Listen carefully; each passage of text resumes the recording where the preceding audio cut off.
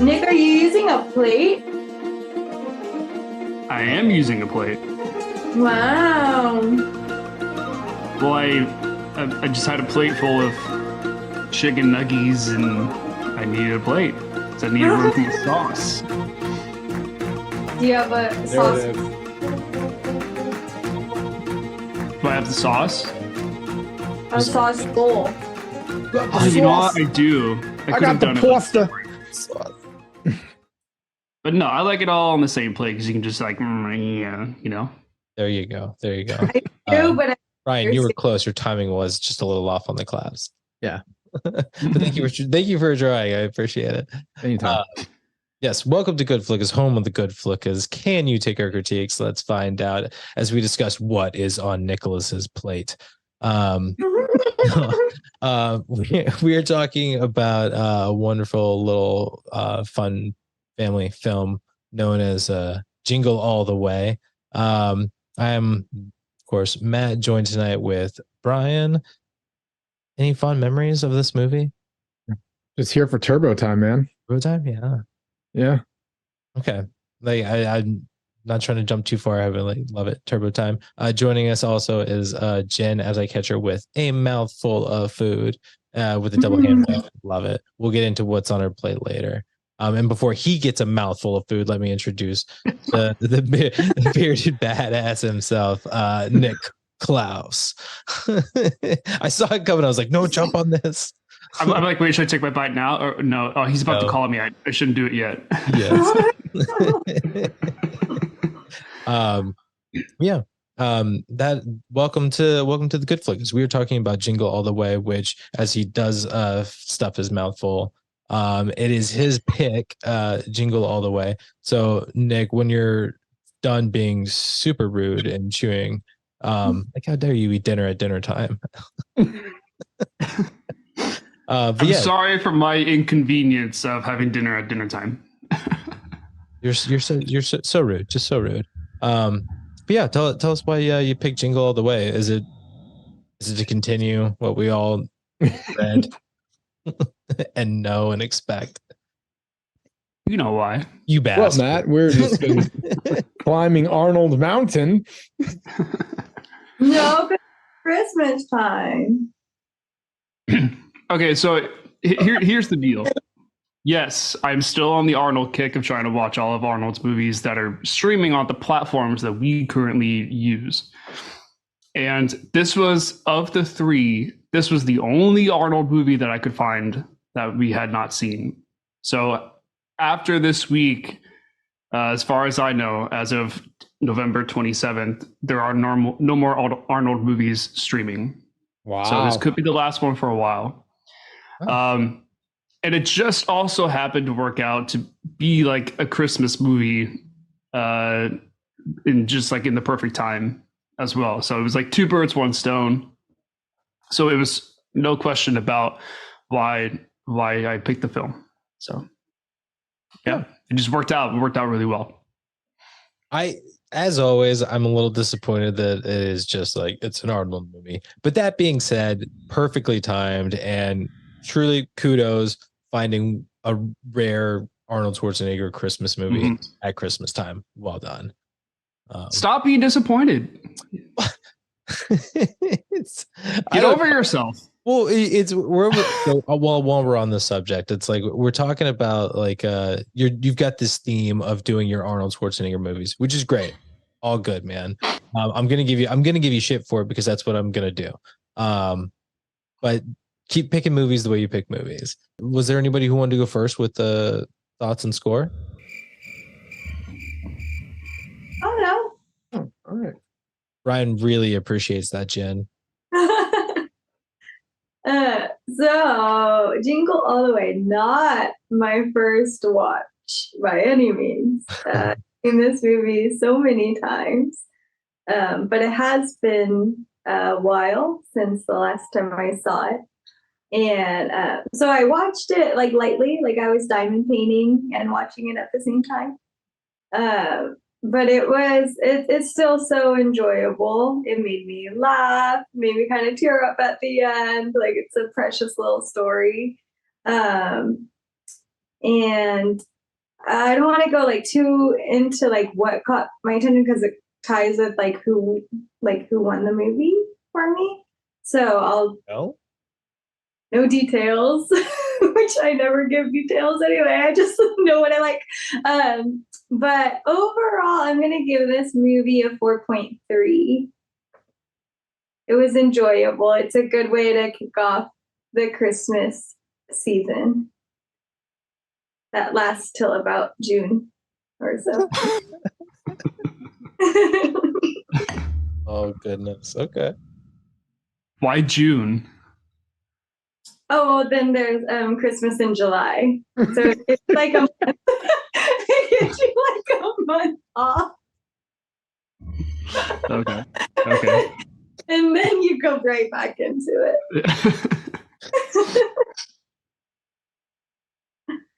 Oh goodness. There are other holidays, Jen, but I Yep. can appreciate that. Or you said 4.3? Yeah. All right. Okay. Solid score. All right. Brian, did you want to go next? Sure. The kitty is Hi. like, please give it a good score. No, I no. like this movie. I enjoyed watching this.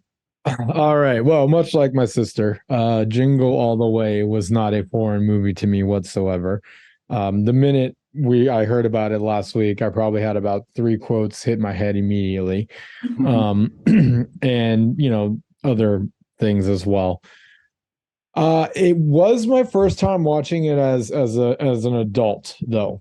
And with that said, that was definitely a different experience. To me, this isn't the type of Christmas movie that you just come back to year after year after year after year after year, like your classic go-tos for Christmas. And I think the story itself is very lackluster. There's a lot of gaping holes. There's a lot of just, did we even try to be logic about things, or did we just go with the Christmas spirit will carry us all? And and I look forward to talking about them.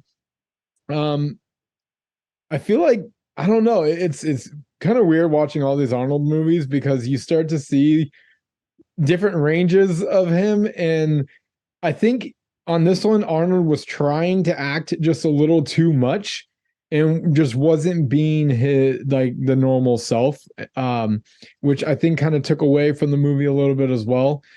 And yeah, there's definitely some notes on this one.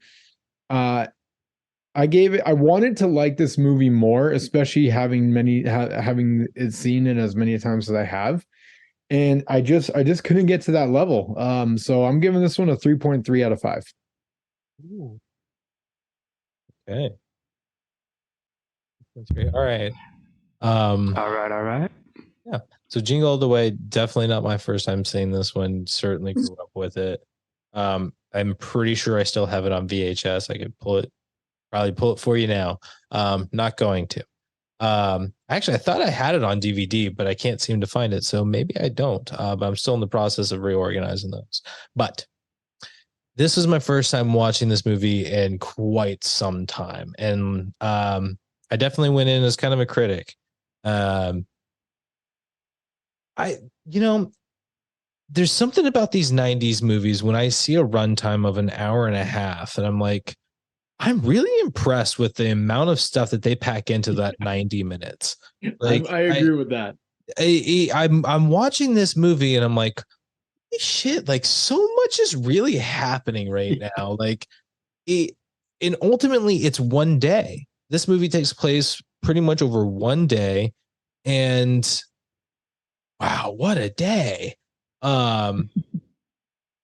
It packs a lot into an hour and a half, and I think it's okay as a story. It's fine. I was surprised with I guess how aggressive it was at times. Where it's like, yeah, this is definitely not like your Disney movie. Like, this is certainly what you'd expect from an Arnold Schwarzenegger Christmas movie. Like, yeah, he's fighting Santa Clauses and elves and stuff. Like, it's absolutely insane. So it's a lot of fun, and it's a concept that I think, it's been done to death. Like, I shouldn't say done to death, but it's been done a lot, to where like, everybody can kind of relate to that feeling of like, oh my God, this is the toy. Everybody like The kids want this. Furbies. Oh, don't you bring those little devil hamsters into my life again? How dare you? How Oh my dare god, you? jeez. Okay, I can live with Beanie Babies. Live with Beanie Oh my gosh, yeah, Beanie Babies. But Furbies, oh god, those Satan's hamsters is what those are. Those are places you could get to your own little gremlin. Oh my god! See, that was the worst part. They're like, have you watched Gremlins? Mogwais are not to be fucked with. Speaking of great Christmas movie, but yes, this movie overall pretty lackluster as far as like true content. But it is a fun one. It's a fun Christmas movie. It's fun to relive, but ultimately it's pretty okay. I ended up giving it a 3.75. So like I do think that maybe some nostalgia plays some part to this, but also it's still just kind of fun, and I think it pretty much holds up, especially for a 90s movie that's pretty basic story and is mostly like a freaking it's what is it? It's the Odyssey, right? Like guy is trying to get back home. Like it's one guy versus the world. And it's kind of fun, especially since they set up the recurring villains pretty often. Fun. One thing I forgot to mention that I did like that they did is I felt they kept it more true to Christmas, where a lot of people could probably relate that it's like, oh, this is what it's like, in your average household family on Christmas. It's either one kid or kids have this one toy in mind that it's all they want for Christmas. And you get these other Christmas movies that are just picture perfect, holiday moments and family gatherings, and it's just like, in what reality is this for everybody? So I did like the fact that they kept it more of a raw, real Christmas. Yeah. Very different take on the magic of Christmas. Black Friday horror scene. Before online shopping. Yeah. God. Black Friday, Black Christmas. Oh my God. Christmas. That was brutal. I'm kind of realizing now. So many deaths. Like you would hear like somebody getting death. Oh yeah. Over like a PS2. Yeah, Nicholas. You think this is a laughing matter? It's so crazy. No, so what I was gonna say to start with my initial thoughts was that I didn't really know too much of what this movie was about prior to watching it, and it was even more so the timing was great because it talks about like the shopping aspect of Christmas, and we also just kind of got like we were also in the middle of like the shopping season, for the holidays. So I was like, wow, that's even better timing. Although this movie does take place the day before Christmas, but still. So this was Jingle All The Way was my first time watching it, as per usual, and it's a lot of fun. Like I think it's a really fun, upbeat action film, which is kind of funny to say about like an actual Christmas movie being an action movie. But it's like Arnold Schwarzenegger's take on action for like a family Christmas movie, And while the story is pretty simple, that's not what this movie is really about. It's about the journey and the adventure that ensues, to achieve this one goal. And it's just a lot of fun. There's a lot of scenarios. There's a lot of different and unique scenes of how the characters go about trying to get the same thing, and it's very unique, and it wasn't so bland or repetitive. It's just the movie's a lot of fun. It's very upbeat, lots of energy, lots of extras, I gave it a 4.4 out of 5. you know, and to be expected, but from an Arnold movie, like, yeah, his acting is not like perfect or top notch, but it's Arnold's acting. It's what he brings to the story, and he's what makes it lively.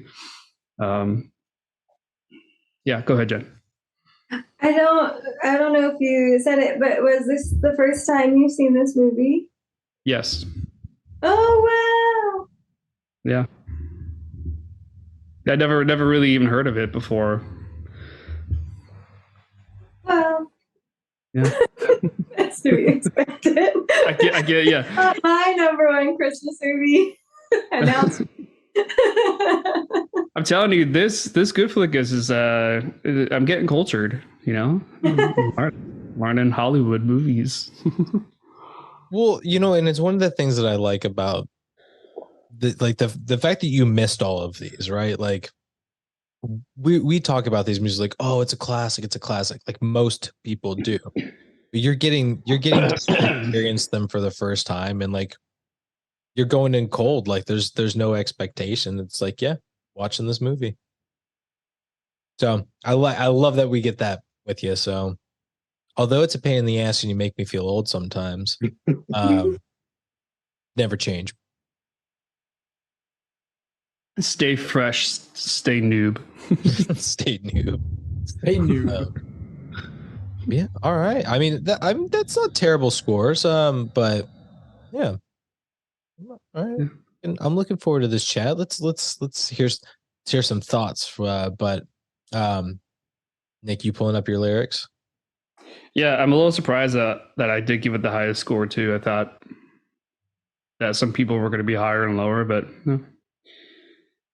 I guess not. What's WhatsApp doing here? You never know, Nick. Okay. Maybe if we've all seen it like less times, it would be higher ratings. You know what? I think there is something to say about that. For this being a first time watch, I think it was just like a lot more exciting with fresh eyes versus you guys who have already seen it before. So you kind of knew what to expect a little bit. Or if you watched it as a kid and it was exciting as a kid, but not as exciting as an adult, there's that too.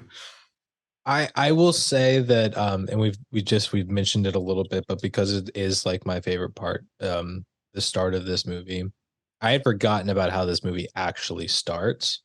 So like I'm looking forward to sharing some thoughts about that. So yeah, it was nice. It was nice getting to relive this, but like I'm real interested in what your initial reactions are, you know. You're getting it fresh. Yeah. So I mean, I remember when I remember liking it as a kid. It wasn't like I went crazy for it, but I do remember it, you know, entertaining me as a kid. And then I guess just rewatching it now, it's just kind of like, man, it's such an interesting premise of a story, and with how creative people are, I just wanted a little bit more. I think I wanted it to be more on the humorous side, and a little bit. I mean, yeah, I just feel like there was something was missing, and maybe we can figure it out when we talk, because we've done that before. I think all four of us have actually fixed movies, and people they just didn't hire us. That's all. But yeah, we're the GoodFlickas, the GoodFlicka fixers. Yeah. New hashtag. I don't think we should ever be known as Flicka fixers. It's our rebranding. I don't know. It sounds sexy. Here you go. Here's a fun fact song for y'all. Fun facts, fun facts, fun fact all the way. Oh, what fun it is to fact about Jingle All The Way. Hey, check it. I got bells in the back of the Cadillac. Brian's got facts for us in the Zoom chat. What you know about that? Stupid Matt always talking over Brian during fun facts. We got Arnold Schwarzenegger playing Howard Langston, and Sinbad playing Myron, trying to hang with him to get a toy for the songs that they want to play with. But there's only one left, and we are left hanging on a Christmas tree, falling over on a building. Turbo Man saves the day, he's the one who wins. Brian's got the facts, so I'll let you jump in. Oh, Oh yeah. Man, There was slaying some- it like Santa himself. My God. It's Oh, like I yeah. am Santa myself. Nick Klaus. I mean, first of all, I just got to give you respect. I don't know how the hell you made Arnold Schwarzenegger flow with anything, but you did. Oh, that was good. Yeah. Well done. Well Yeah, done. that's Well man, deserved. jingle all the way with that one. You deserve that thunderous applause. Yeah, I All had a right. little switcheroo for you guys. You know, Oh, you thought I was Yeah, he went all going. classic and then he just No. dubstepped it, man. yeah, like hell yeah. That was yeah. There's some All right, so redemption Jingle value. All the Way comes out in 1996. The director is by the name of Brian Levant, and let me just say this guy is the 90s little kid director if I've ever seen one. Check out these titles. Most known for Jingle All the Way, which I question when I see this another movie that he's done, which I feel probably more people know him for, would be Beethoven. oh yeah. Yeah. Okay. So he's directed Beethoven. He's also directed the 1994 Flintstones. Yeah. He's directed Are We There Yet? Oh, I know that one. Flintstones Viva Rock Vegas. He did do Scooby Doo The Mystery Begins. Oh. Spy Next Door. Hmm. And That's all Snow Jack- Dogs. Snow Dogs. So I'm just like, so you're Oh. just rolling with the kid movies pretty much. Okay. And like I said, a lot of 90s, a lot of 90s going on here. Early 2000s, what I think Snow And some Dogs early was 2000s, yeah. or something. I'm sorry, Said I think Snow Dogs was like 2004 or something. 2002. Too. Was Are We There Yet the one with was it Ice Cube? Yeah. Yeah, I remember that one as a kid. Yeah. Did he do any of the sequels to those? Like Are We There Yet? I think that got a sequel. Like Are We Done Yet? No. The only sequel that well, he's done a couple. He's done a Problem Child 2, Oh, okay. A Christmas Story 2, Yeah. Max 2, White House Hero. Yeah. I have no idea what that is. Yeah. But I see a dog wearing a medal in front of the White House. Awesome. It must be good. Awesome. That's my elevator pitch. All right, so cruising down here. So Jingle All the Way, we already mentioned that it's got Arnold Schwarzenegger. It has Sinbad. Definitely, if you were born in the 90s, the word or the name Sinbad probably rings a bell for you. You've got Phil Hartman, who plays Ted. And you've got Rita Wilson, who is Liz Langston. Anyone know who Rita Wilson is Yes. in real world? Yes. Anyone besides Matt? Yes. Rita Wilson. Isn't Don't she a let the country? You know, name like a fool you. sitcom. She might have been. No, I think I are you pictured her thinking on of a Reba? sitcom. I think you're thinking of Reba. Was Rita Wilson? She was a country singer, right? That's Reba. Yeah. No. We're talking No. about Rita. Rita. All right, the mom that was in Jingle All the Way. Is she Gretchen Wilson's mom? That's the country singer? You got to get away from country singing. Go That- ahead, that is a go ahead complete and drop it, Matt. You can drop it. I'm picturing like Even Stevens or Malcolm in the Middle, like one of those sitcoms, but I guess not. She is an actress known for a multitude of roles and has earned her spot as well. But big shout out, she is Tom Hanks's wife. Oh. Boom.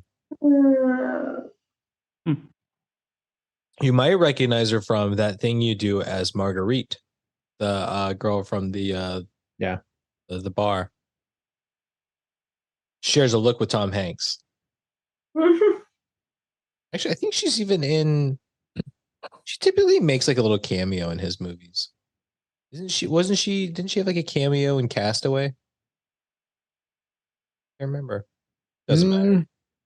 I don't know.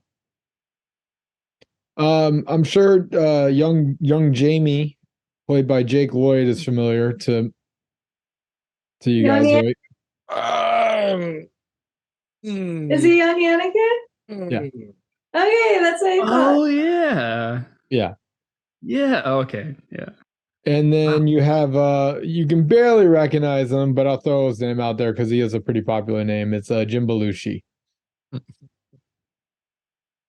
And he is the mall Santa. Mm. Does anyone have any other names that they like to shout out and or characters of the movie that they like to shout out? And we can also do a deep dive if you want to know more about their career.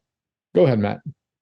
Well, shout out. He's got kind of like a small role. He was Booster, but Curtis Armstrong. I most recognize him for his role in Revenge of the Nerds as Booger.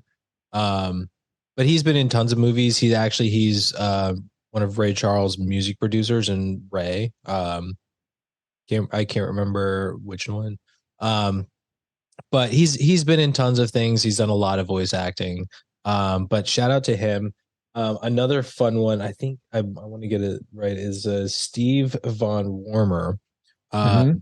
In this movie, he plays the parade director guy who's like briefing.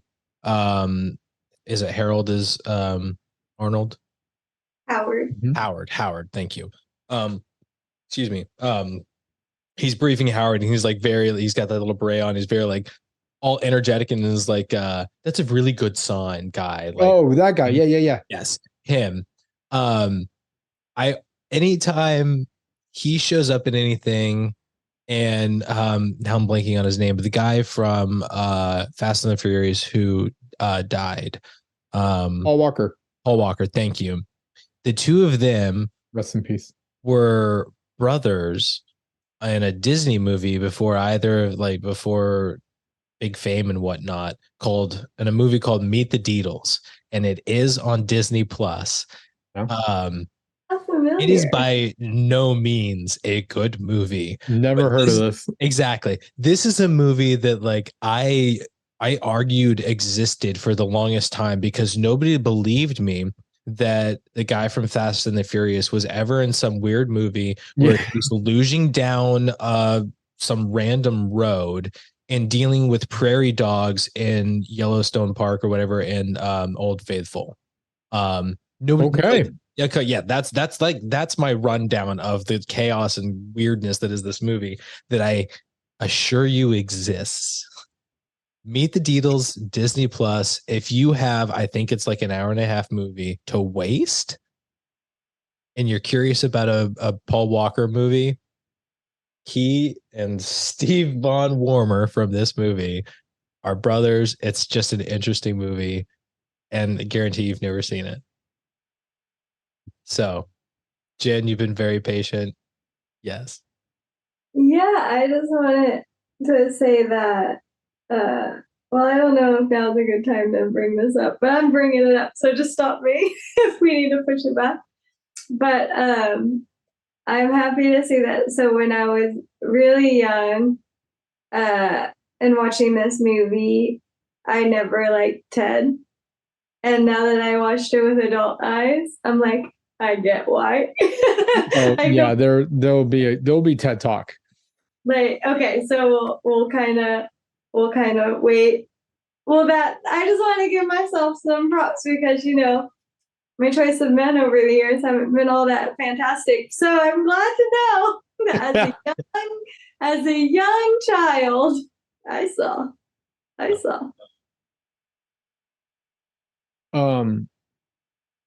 Are you continuing, Matt, or because I was going to bring up something that you brought up? Oh, I had one other actor I wanted to bring up. Oh, okay. Go for it. Chris Parnell. I believe he was on SNL. He's been in tons of things. Yeah. Voice actor on Archer. This is, I believe, his first feature film appearance. Correct. But that's just like another fun thing. And I think it was Phil Hartman's last. Yes. Also SNL, right? Yeah. So I didn't want to get into any of that, but just I wanted with Chris Parnell of just, you know, it's fun to see, like, yeah, this is literally where he began, knowing at this point in life, like he's become a pretty famous name. Right. And that was him. That's him making a weird face at Arnold Schwarzenegger and random toy store. And the laughs. So it's funny that you mentioned that when you were talking about like it was a movie that existed and I had to prove that people didn't exist, or that I had to prove that it did exist. Yes.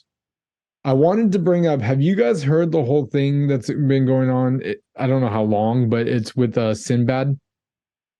And this is the first movie that we've done that has him in it. It's something, it starts with an M. It's like the my something effect. And apparently there's this thing where people were saying that Sinbad was in a movie where he was a genie. And I guess so many people have talked about it that they're believing that this is true or not. Now, I've gone on Letterboxd and they're calling it Shazam. Shazam, right? It's not him. It's not Sinbad.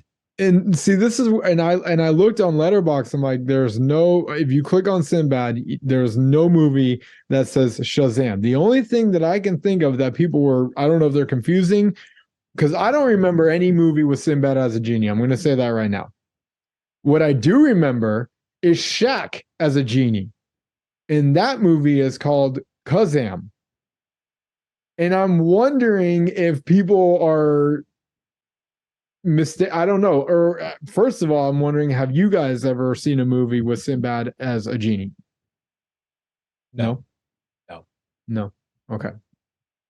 This is crazy. I've seen photos where like online where it actually shows a photo of Shazam with Sinbad in a genie. I'm like, is he in like red and blue flowy pants? No, but Shaq was. No, he was in like white, like off cream colored pants. I think he was he probably had a couple of outfits, but all I know is Shaq was in an empty room and he turned that empty room into nothing but junk food. Pancakes stacked to the ceiling. Oh, yeah. Don't tell me that this movie doesn't exist, because I know this movie exists. No one does. No, but I feel like I may have seen Sinbad being a genie. Oh, this is crazy. Yeah, because I for sure have not. And I just wanted to kind of, if anyone's listening to us, if you guys have actual proof, I want to see like a video, you holding the video and doing and showing that it exists, then I would love to see this, because this has been one of, if you Google it, you can do like a Sinbad genie movie, and the discussion and the disbelief and everything, it's insane what people are saying. So just out of curiosity. No, I've heard of this phenomenon, but yeah, no. Here I'll do 100% right now. I'm going to see what they call this. It is not Sinbad. It is Shaq, and it is Kazam. Again, I'm pretty sure I have the VHS. I can show you that right now.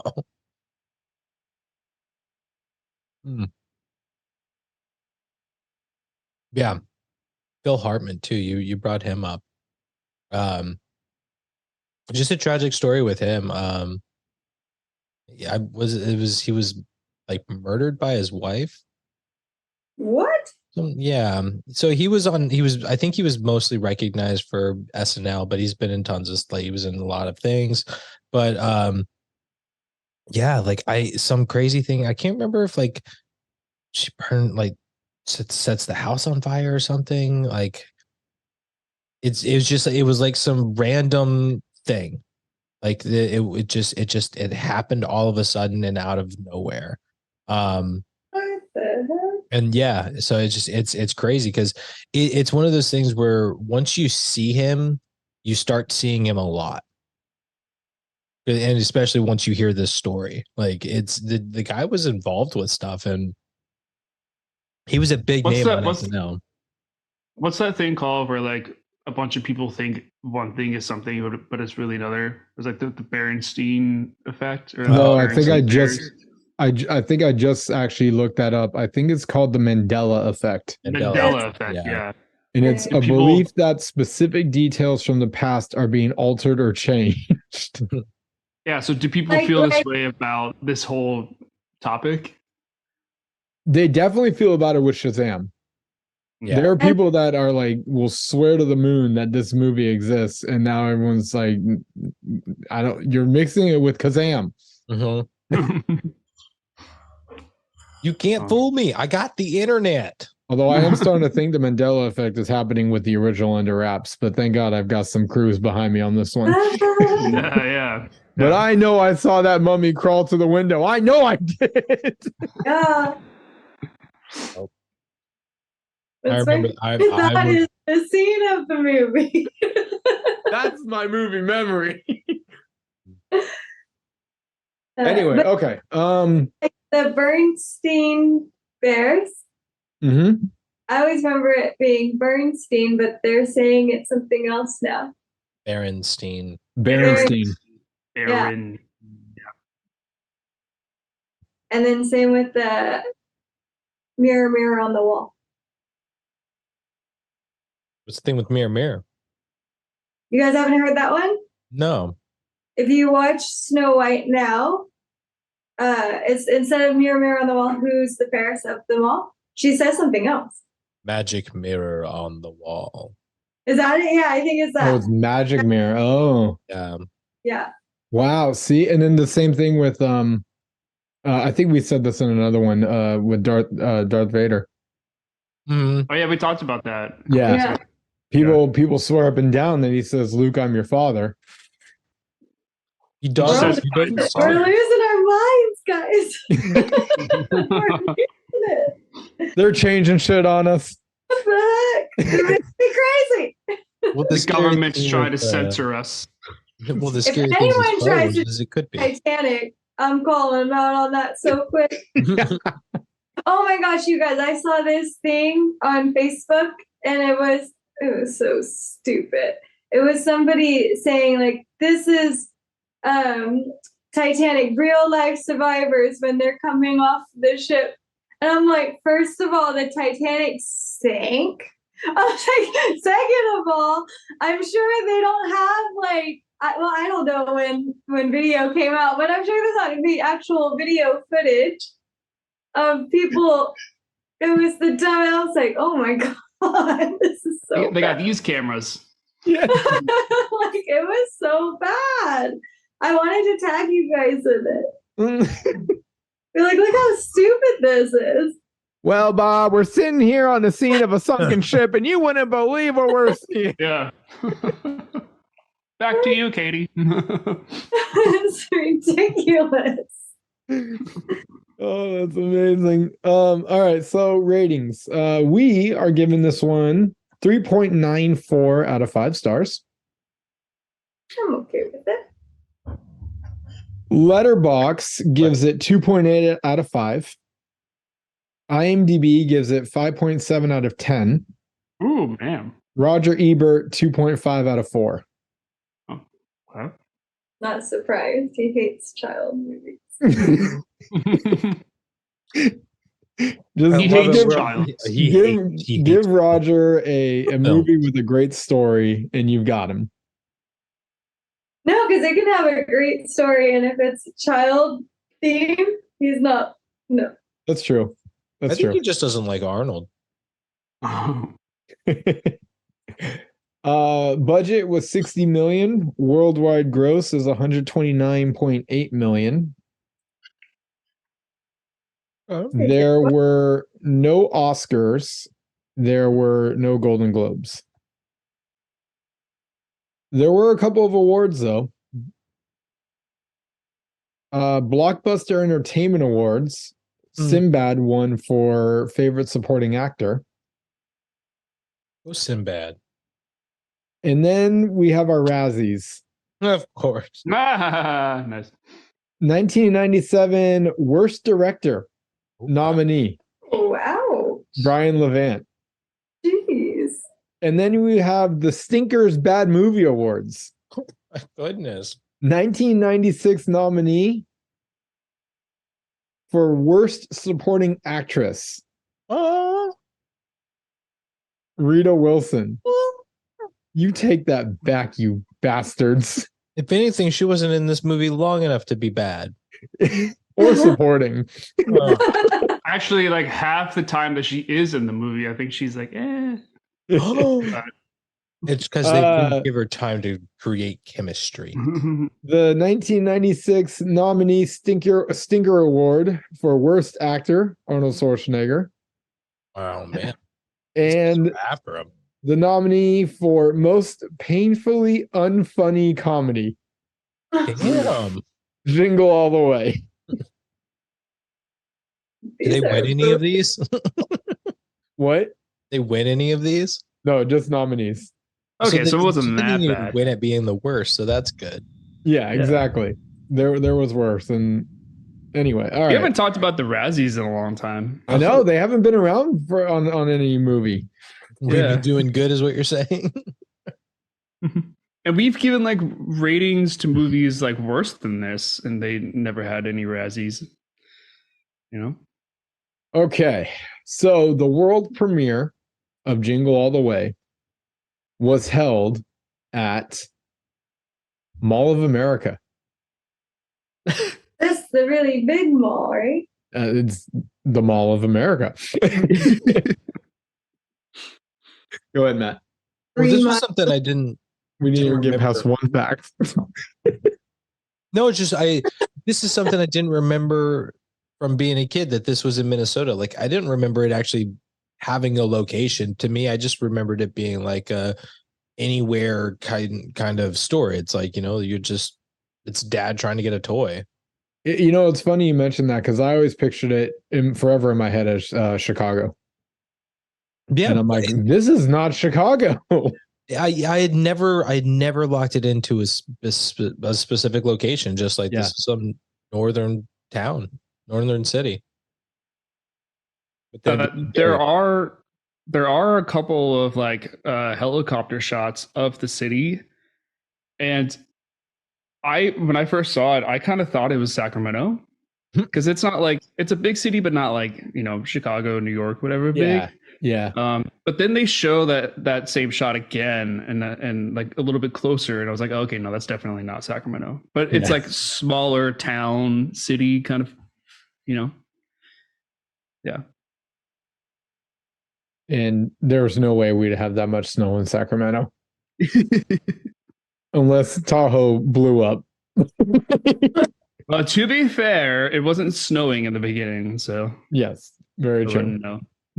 Okay, this fact is definitely going to spark some discussion. Damn it. There was a possible Myron. Would you Eddie guys Murphy. like to know who? Eddie Murphy? No, he's definitely my guy. I ride for him. I fight for him. Anyone talks shit about him, like, go ahead, Matt. Pesci. Yeah, Who? Joe Pesci. Oh my. So we could have had Joe Pesci with Arnold Schwarzenegger. Now, here's the thing. The reason why they turned it down, and this is just ridiculous.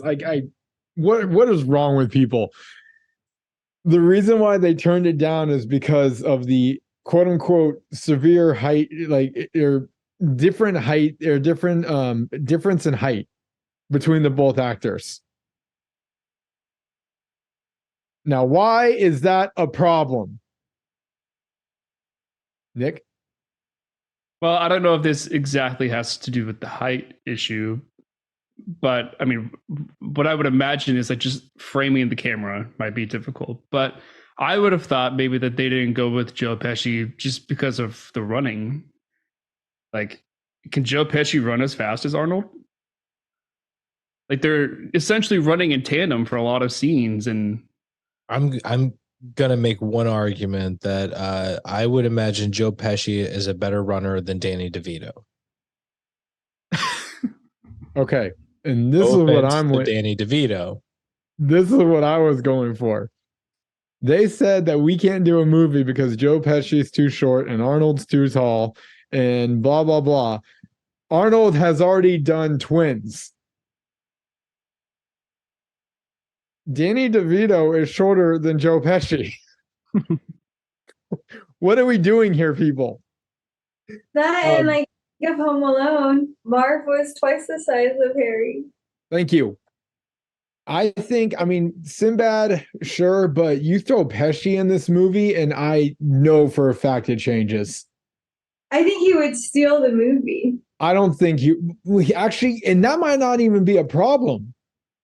Even if he did steal the movie. Can you picture Joe Pesci and Arnold Schwarzenegger fighting for the same toy? God, give me that movie I wanted so badly. Because I'm just picturing Pesci just basically bringing Home Alone Marv in it and just committing so hard to the role. And I once again, someone kicks Pesci out of their movie, and I think it bit him in the ass. Go ahead, Matt. I want to defend Sinbad. Sure. Because I think he does a great job. He really creates a fun character. And I don't know if you're going to get into it, but I'm going to say this fun fact. He ad-libbed a lot of his lines. Yeah. So, I mean, like I really love what he brings to that character. So I think he does a great job. That being said, I wasn't sold on Joe Pesci until you brought up the physical fighting of Joe Pesci versus Arnold Schwarzenegger over a toy. And I'm like, see, that I do want to see. Mm-hmm. Because I mean, like, even in this one, Sinbad fights where like he hits him with the bag and stuff. So I mean, like that the fighting. I mean, Arnold takes Sinbad out with a freaking RC car. So like, yeah, I would like to see that. That would be an interesting team up. And I agree. Like the whole the height difference thing. It's like maybe you argue it's difficult to frame those shots, but honestly, how often are the two of them really together when you watch this movie? Yeah, exactly. So go ahead, Jen. So I like Joe Pesci, but he is a hard person to just put in a movie because like he's super street. You know what I mean? Like is he too aggressive for this kind of movie? That's the thing about Pesci is he can go either way. His range is so good. He can do the slapstick joke comedy, Home Alone, or he can make you absolutely terrified in Goodfellas or Casino. I mean, he's got incredible talent to just pull you in either direction. Where it's like, I will be the darkest Italian motherfucker you would ever never want to cross. Or I'm going to be the person with my head on fire and then do a handstand in snow. But I'm going to be the same. And I'm the same person. Like it's incredible with the talent that man has. Yeah. But then that brings me to what I was saying earlier. Like he would have stolen the show. And because he's supposed to be like the villain, I don't know if that would blend well. Because we're not supposed to be rooting for the villain. But if Joe Pesci was there, I'd be like, you go, guy. He's so funny. But I mean, might as well. I guess we can maybe pocket this question. I guess. I don't know. But it makes you wonder, was Sinbad's character even the villain or not? Because he was doing exactly what Arnold was doing, and I was fighting for a toy for his kid. He was taking it to like next level. I mean, he definitely took it up a few notches and everything. But anyway, just pocket that. He wasn't stable about it. Matt, you had just said Sinbad improv most of his lines as well as Arnold improv. So anytime they were together, it seemed like there was a lot of improv going on. This movie was inspired by the 1980s Cabbage Patch craze. Now, Oh. I was born in 87, so I can't speak on this, but I have heard that, documentaries and whatnot, that when Cabbage Patch Dolls came out, it was the talk of the town, like everyone wanted it. And I can only imagine that it just, sparked a frenzy.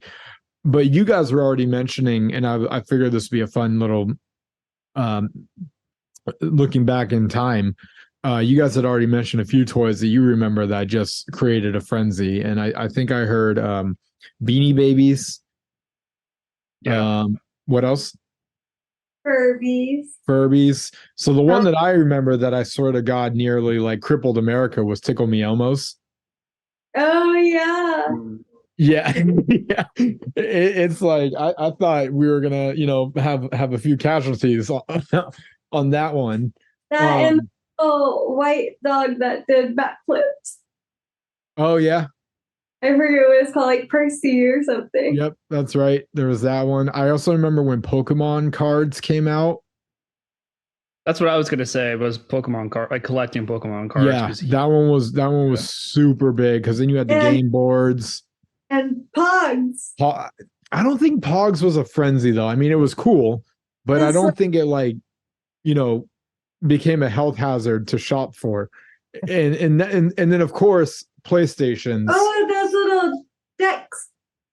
Oh, tech decks? No. Oh, yeah. No, tech decks were at every counter. Yeah. But PlayStation 3 and PlayStation 5. No, 2? Dude, just all video games. Like, let's just be real. Well, yeah, because then you can categorize. That's not the same category. You can categorize Xbox with them as well. Yeah. Okay. Video game consoles don't count. No, I was gonna say Beyblades. Oh, I do. Yeah, I remember the Beyblade craze. I mean, those were big, but I think it was short lived. Yeah, I don't know. Beyblades, man. It even had a show. Oh, you missed out. Oh, it had a show, dude. It was so fun. All right. Battling Tops? Are you kidding me? And the cartoon had like these dragons and awesome like things and spirity things that would pop out of the tops and like fight each other. Like, you don't remember this? No, man. What were you doing? Making out with chicks or something? Like probably being cool and stuff. Having sex in high school. Not watching cartoons. Loser. Although Matt, you're on your own. You're on your own island with the cartoons. I never watched the cartoons. I didn't watch them too much, but I remember them for sure. You just described like the preparation to like your Dungeons and Dragons right now. Like that was phase 1. Correct me if I'm wrong. Yeah. Hot Wheels, I feel took. Was that a big one? Yeah, for a while. Yeah, like when they first came out, right? Yeah, like the original Hot Wheels, and then once they expanded, it was like it was basically keeping up with the accessories. It's like a double loop. They're just coming up with everything now. That was the thing, right? It's like it became the challenge of like, how long can I make this track and keep this thing going to the point that they created freaking boosters. Absolutely. I'm like, okay, if I start on top of my closet, I might be able to make it to my kitchen. Let's see how this hamster on it. Let's see how this goes. This poor hamster, Jonathan. Oh my god! Yeah, I think we're getting away from like the single toy to like like Legos or like Connects or Hot Wheels where it's like multiple. Would you say the Buzz Lightyear toy would be one of them? Wait, what? Buzz Lightyear. And you're right. I guess yeah, that's actually a good point. When Woody and Buzz Lightyear both came out, that was pretty epic. I mean, that's like the closest to this movie with Turbo Man. It really is. You know, like a single doll action figure type of toy. I mean, I guess that's really what the core of what we're trying to figure out is the category is action figure / doll. Yeah. I guess Cabbage Patches are technically dolls. Mm-hmm. You know, in Like, that sense. For specifically the Furby Millennial. Like that was the one that was so hard to get. I got one, proud to say. I guess, well, Barbie too, right? Here. Barbie as well. But there's so many. I know there are so many Barbies. Yeah. I know Bratz was big for a while. The Bratz dolls. But then you're getting into the multiples, just like Barbies. Yeah. Interesting. Okay. Well, goes to show that we as Americans just never learn. Let's see. Officer Hummel was originally written as a woman. In case you guys didn't know that. Oh. And this was obviously the officer that is the ongoing officer of the movie. He's funny. There were 200,000 Turbomans sold at Walmart for $25. Don't know why. Walmart? Yeah. Okay. Interesting. Wait, was this a real toy that came out after the movie? After the movie, they actually launched a Turboman, and they sold 200,000 in Walmarts. See, usually it's the opposite. Actually, no, I'm wrong. Never mind. Usually movie comes after merchandise, right? No, merchandise usually comes after movies. Merchandise after movie for sure. Yeah. There is a sequel to Jingle All the Way. It's starring Larry. Wow. Label the carry guy. Larry the Cable Guy, not Label. Label the Cable Guy. It definitely sounds like a porno. I have not seen that one, but yeah, it's there. It's I don't care who you are. That's funny. Jake Lloyd landed Anakin because of this film. Oh, nice. Both good and bad for him. Yeah. Why bad? I think he does such a good job acting. Like he's a really good actor. Oh, he's great, but because the hatred from Star Wars fans with the Phantom Menace, it basically drove him to he quit acting because they were terrible. They harassed him. The fans were not good people. So shame on you. That's why I say, like, you know, I really liked him too, but it's such a shame that like that's how he was treated, and it drove him out of the business essentially. So like, what? Come back, show him what's up. Hey, make a comeback, right? I'm For all it. Absolutely. I'm all for it. This is one of the first movies to have post-credit scenes.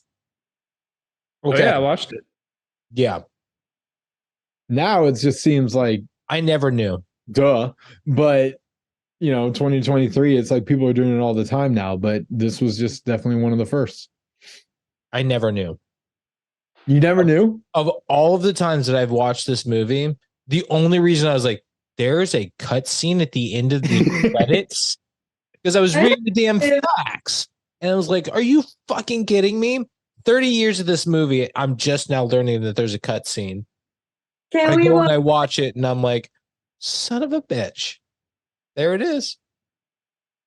Can we watch it live? Will it give away anything to our watchers? There's no way that I can do that. Disney Plus will not allow me to share that. Oh. I saw it. When the movie ended, the credits were going, and I just like turned down the volume because the music is super loud.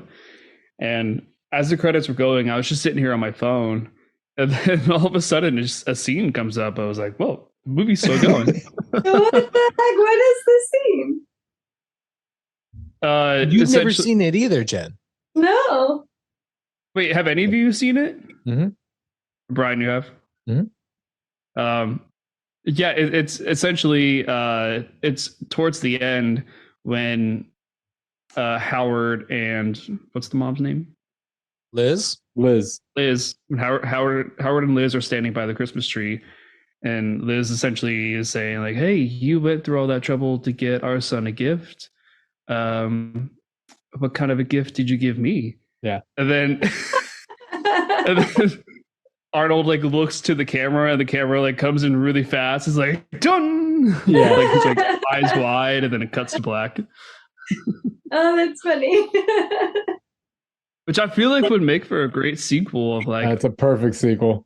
of like, okay, now like we had this like daytime movie of him trying to get this Turbo Man for his son. Now we need like the nighttime version of like Christmas night of him trying to get whatever he wants to get for his wife. Like that 12 hours. Keep jingling all the way. Yeah. Where do we leave off? Okay, the parade scene took 3 weeks to film. Wow. We mentioned that this was SNL's Chris Parnell first feature film. Did anyone notice the Vern Troyer cameo? The what? Do you know Vern Troyer? No. Mini-Me? Oh, Okay. He was in Jingle All the Way. I did Oh, not he see- was in the Toy Factory, right? No. Well, the underground? Yeah. Yeah. Yep. He was He's the one that goes the flying underground. across the. that was him. Yeah. Okay. Yeah, I saw him. I didn't know that was his name. The the Johnny 7 OMA is a real toy that they decided to highlight in Jingle All the Way. So it was, I guess this is a toy that was out well before our time. And so it's when Myron is saying what he really wanted for Christmas when he was younger, they were actually referencing a toy that existed in the real world.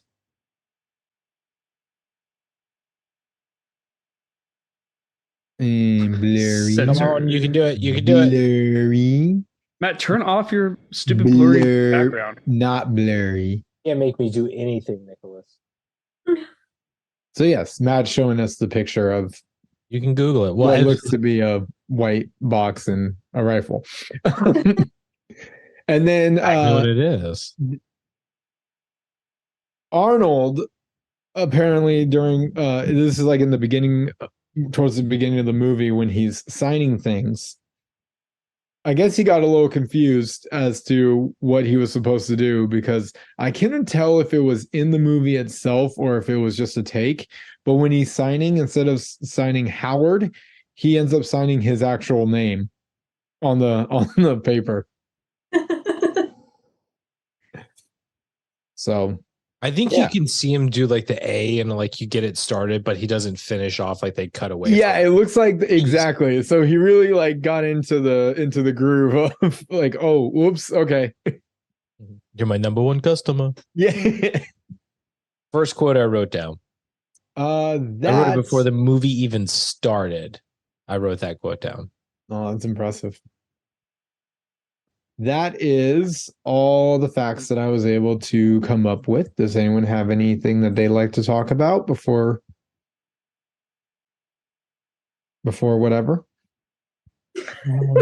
Whatever our structure is. I want to say the big Santa Claus, like the hulking Santa Claus that that punches Vern Troyer.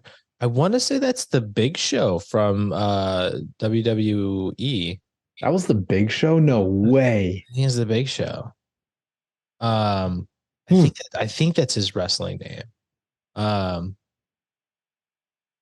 Yeah, look at No, I don't think so, man. Big Show was bigger than that. You know what? Now that I've said something, I've got Like he had a really big, like big dude, big belly. Do you remember what the Big Show's name was? Like what his real name is? I just knew him as the Big Show. You're the worst. You're supposed to know everything about wrestling. Sorry, man. I thought you were a dude who grew up in the 90s. Paul White. Here we go. I thought it was Hulk Hogan. No, it wasn't Hulk either. No. Oh my Definitely not god, Hulk. it's Captain Insano. Yeah.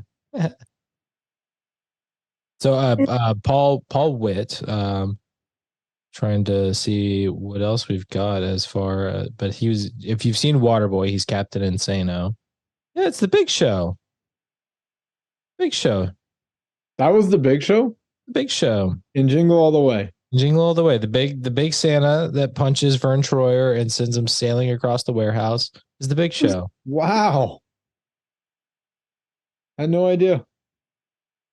It was funny to see a man bigger than Arnold. a whale. Sucker.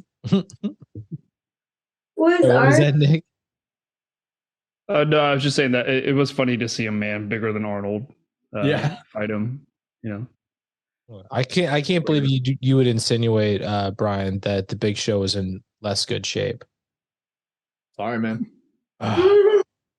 He even had such a great quote, but I'm going to save it for when we get to that scene. So, all right. I was trying to think, was Arnold in wrestling? No. No? Okay. I mean, he may have shown up as like a celebrity wrestler. Like Snoop Dogg has done a couple of times where he's shown up as like himself wrestling. I could see Arnold showing up and doing something like that, especially in the 90s. I don't know. Snoop Dogg wrestling. Yeah, haven't I'm seen trying it? to picture that. You haven't seen it? You know what? Since we're about to take our break, go ahead and Google it. Snoop Dogg wrestling. Yeah. The D-O-double-G. Yeah. Let's talk about Jingle All The Way. And what better place to start than the very beginning? A very good place to start. What a dick. He's not chewing now, is he? Yeah. Well, I think I deserve that. That's fair.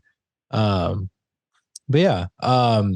So as I mentioned earlier, like I did not remember how this movie began. And this episode of Turbo Man was a fun thing to be like, oh yeah. And huge spoiler alert for anybody who may not have noticed it, but it's the exact same sequence that takes place later in the movie. I love it. It's fantastic. The mirroring of the choreography and everything and doing it in the way that they did. Beautiful. Yes, Brian. Well, I just got a quick question for the kids here about the intro. Yeah. And the intro meaning the Turbo Man TV show. Man. Yes. Am I the only one, and I probably cannot be, that got straight Power Ranger vibes off this thing? How could you not? It had to have been what really like inspired, the premise of Turbo Man, right? Oh, absolutely. Because of 95, Power Rangers was so big. Oh, back then. If I'm not mistaken, that scene takes place where the headquarters from Power Rangers was located. Okay. Like it inspired so much so that it's the length that they went. And the brain was just like you pretty much look like Rita, but she had a brain, like the colors and everything. So okay, cool. That's all. Yeah. Well, in like the little minion guys, the colored guys, right? Like, they were very reminiscent of like the Power Rangers. The villains were always like these puppetied guys. You had the putties that were just people in morph suits, basically. Yeah, definitely some Power Ranger vibes. Yep. Yeah. What did you guys think of this? I'm really considering kind of like this little episode of the movie, kind of like the intro, but it bleeds right into, it's a TV show that the kid is watching and interacting with. It pulls out of that so perfectly and starts this movie so well that like I just think it's really fun. But what did you guys have? What were your thoughts?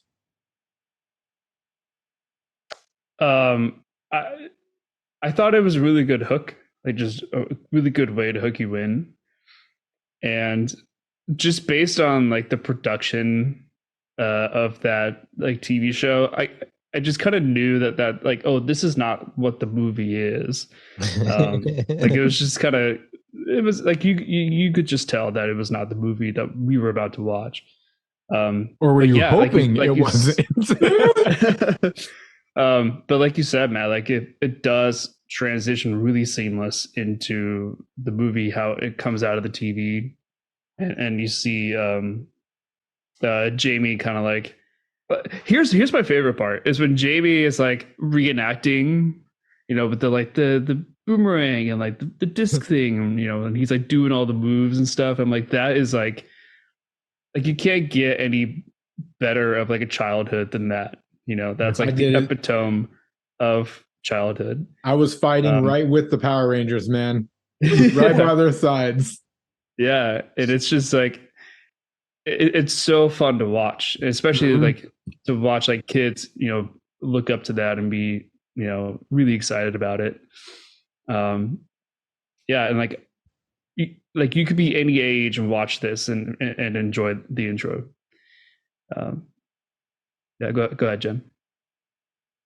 For me, I mean, I can do without it. I think like the intro for me is at his office. Like for the whole like Turbo Man little TV show, it's forgettable. And I don't look at, I can't even remember that as being the intro. Like for me, when I think of intro for this movie, it's at the office. In fact, I just watched this like a few hours ago and I was like, oh yeah, there was that whole bit in the beginning before the office. So I can take it or leave it, but I'd rather leave it if I'm being honest. Yeah. Good, Brian. I just want to say how funny that sounded. Where Nick goes, I mean, honestly, you could be any age and really love that intro. And then Jen goes, and for me, that intro could be without.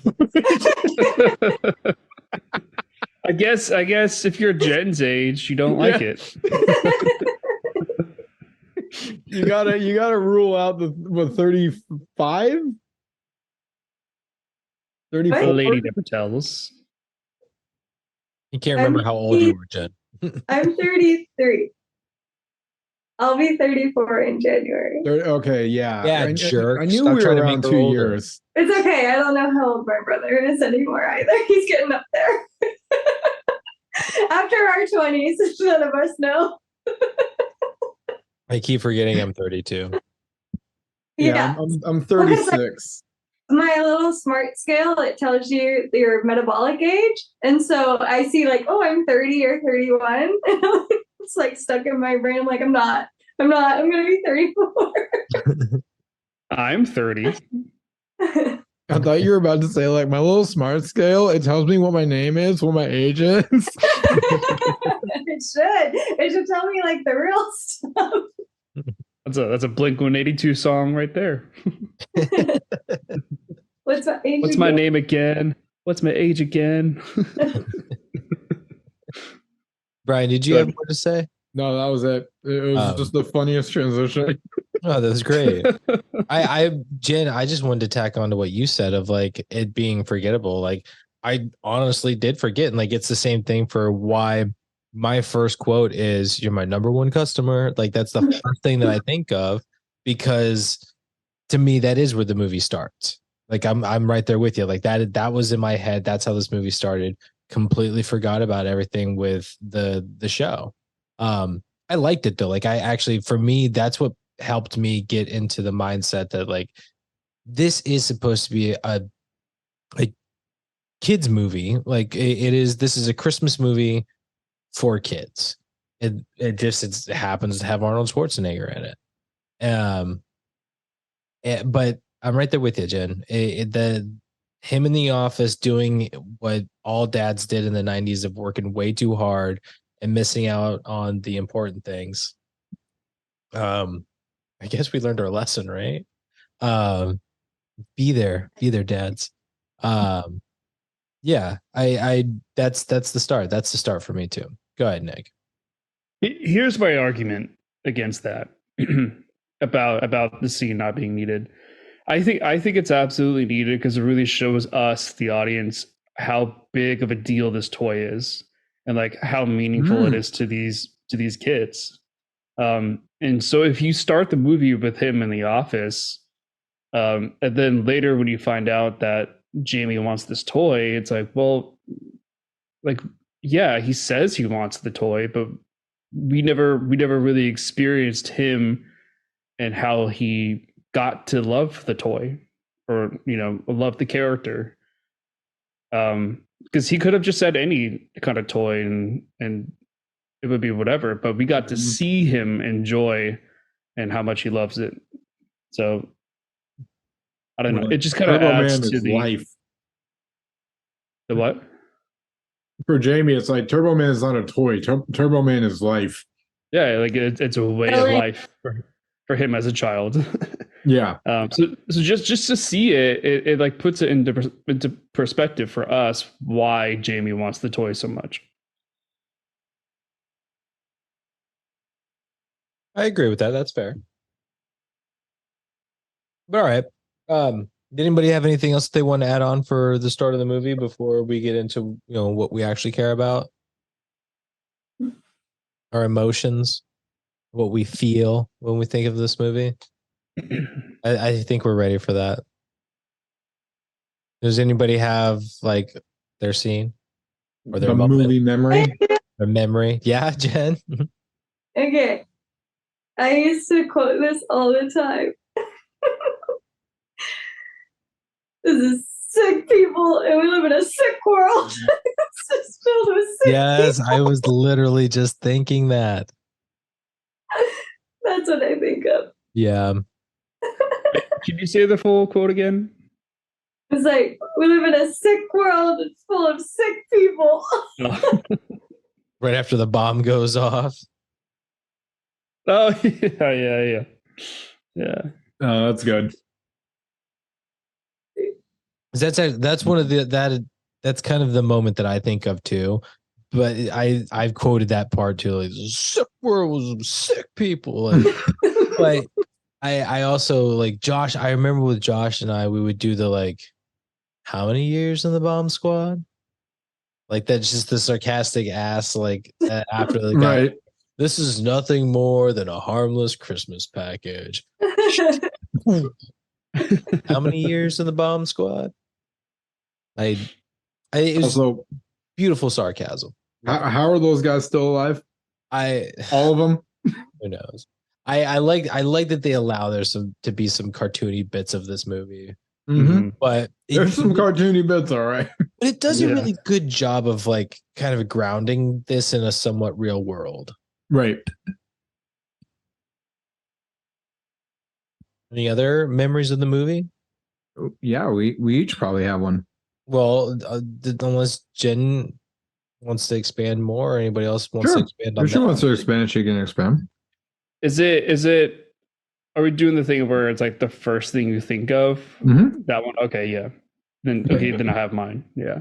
Ooh, let's hear it. Mine is the ball chase scene, but specifically when all the moms start hitting him with their purses. There's just I already know where he's going with this. Just like the 20 purses just hitting him. It's I mean, I was dying laughing.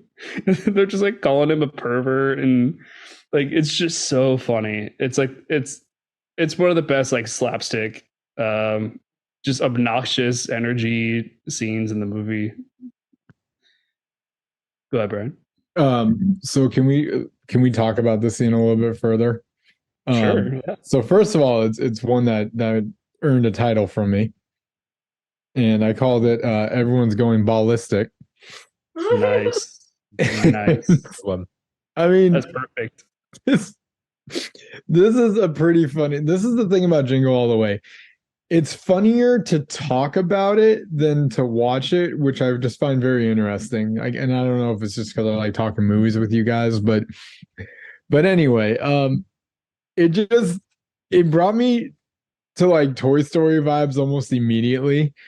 And it's like everyone's lined up because they hear that they have this like last minute shipment of Turbo Man, and no one is prepared for the shipment at all. You can tell the whole store is on full tilt. They're just like, employees are braced. They're like, get back. The dude is talking through one of those like plastic microphone things, and this is like, it's what Woody was using when he was making his announcements.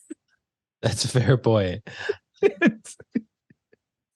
And the thing that they come up with is, we're just gonna have a bunch of balls and it's gonna be a raffle and everyone's gonna get into an organized fashion line and it's gonna work out perfectly. I'm like, I think you might be shooting for the moon here, but hopefully you hang on to a star, as we learned in another movie, Dolomite, in case you forgot. Yeah. And yeah, so that goes down.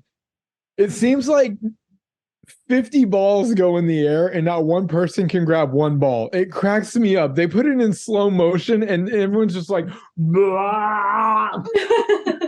reach up and grab one. And it's just like, just chaos is just everywhere. And then you get that one ball that just takes you to the tour of the mall. And oh my God, the scene is outrageous. But just the opening of it, when he's basically on his, I don't know what, I'll just call it the Woody microphone. And it's just so funny how like clearly these guys just weren't ready for the hurricane that just landed. Go ahead, Nick. I don't understand what they were thinking with throwing all the balls in the air for somebody to get one. Like, it's unbelievable. You like, tell them, all right, bingo. Line up in an orderly fashion, but the ball explosion happens and then everybody's just in chaos. And I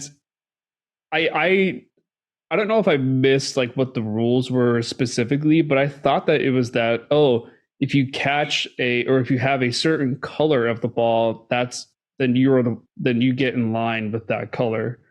And so when the yellow ball, it goes on that whole, adventure, I thought it was like, okay, they all needed a yellow ball to be qualified to get the toy. And that's why I thought that Arnold was going after that one ball, because it was yellow. Because you see before those clips, you see a bunch of other balls just kind of like slowly rolling and whatnot. And I was like, why is Howard so fixated on this one ball when there's plenty of others around that are just kind of going slow? And I thought it was the color thing. That's a good point, because I always thought it was they numbered the balls, and then then they're going to start pulling numbers, and if you're the person with the number on the ball, then you get the Turbo Man. Yeah, I mean that's a great point too. Like either numbers on the ball or like a color of the ball, but just like if everybody has a ball, or if you throw 50 balls and there's 100 people in there, I don't know. It just didn't make sense to me. But it's fun, it's entertaining, it's chaotic, and there's a lot of energy. It's very obnoxious, and I do when that yellow ball is like bouncing around through the mall, it just reminded me of those videos that people make with the ball that goes down those contraptions, like they go down a rail into a pipe and then they hit a domino and like they bounce off the wall and they go into a basketball hoop, like those types of videos. Do you guys know what I'm talking about? Oh yes, it's like it's like the mousetrap or whatever. It starts with one motion and then that Rube one motion continues. Rube Goldberg machine.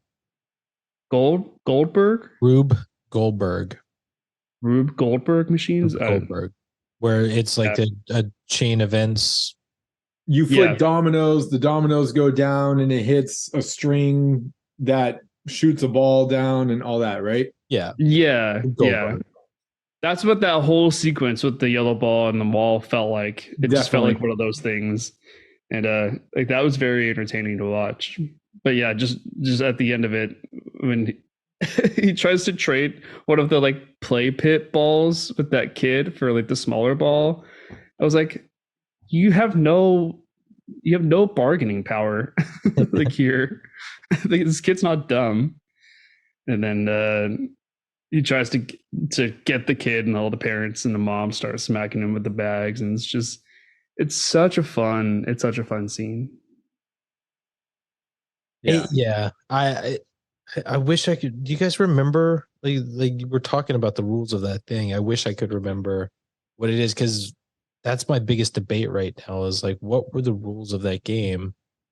Because I really thought they had somehow numbered the balls, and then I thought it was something like that they too. were basically just going to do a blind, treat it like bingo. Possibly. All I remember is like when you're during that scene and they're explaining the stuff, they show the workers that have the bucket of balls, and they are looking so sneaky, like yeah, we got these suckers. Like they're enjoying this, that like then it becomes overwhelming. Then like, oh shit, these guys are crowding us, and they're like, feed you monsters. Or it's like that was something I kind of always appreciated about this scene of like these workers think that they've got like the upper hand in this situation, and like they're so high and mighty, but then these crazy ass parents was like, oh, you thought. Yeah. All right. Well, now I got to rewatch that scene to listen for the rules. I know. I was trying to while we were talking about, I was trying to pull it up on the old Google machine to see if I could find like the rules easily, or like the quote of it, but I have no luck just yet. Matt, did you have your memory, or do you need time? Or well, you can't just pull up the script. I mean, I probably could, but then I got to find the scene and everything. But mine was actually like, it was Jen's, like, because that's what I immediately think of, because I'd do the same thing. I made that quote all of the time, like, really, world was sick people. Yeah. Okay. It would be, she went first, and I was like, oh, I got mine. Like, that was it. Okay. I just thought of it. That was it. So mine is, and it's pretty much exactly what happened the minute Nick said "Jingle All the Way" last week. It's kind of a combination of what people will do for a Turbo Man, and then the quote, "It's turbo time." I mean, that's it. It's the first thing that pops in my head every time. It's turbo time. It's turbo time. And Turbo Man. I mean, it's just all heavily revolved around that. I got a question for you. Yeah. Like, when you hear turbo time, what's the first voice you hear it in? Like, do you hear it as Arnold? Do you hear it as the actual Turbo Man doll of like, it's turbo time? No, definitely not that. It's more of honestly, I think I make up my own voice in my head. And it's more of like how do I describe it? Will our superheroes be able to get out? Like, the type of cartoons that they had, like, that's kind of what I hear. It's turbo time. Like, yeah. I gotcha. It's definitely not any of the voices in Jingle All the Way, which is very, very interesting to me. Oh, that's funny. Like a 1950s like commercial guy who's like trying to sell a toy. Exactly. From like the 40s or the 30s or something. Yeah. Yeah. I'm trying to just think if there was any other just good scenes that like I always think of. Yeah, sorry, Matt. No, good. I do. I think it's the like the fight sequence at the end, like the parade, like just all of it playing out, where I can't remember who it is that like realizes like It might be Booster, but I think it's the announcers of the parade where they're like, "Oh shit, this is real." Yeah. Like there's that changeover of like, "Oh, this isn't a bit that they're doing. This guy is absolutely just some crazy lunatic that is smashing this thing to steal a toy."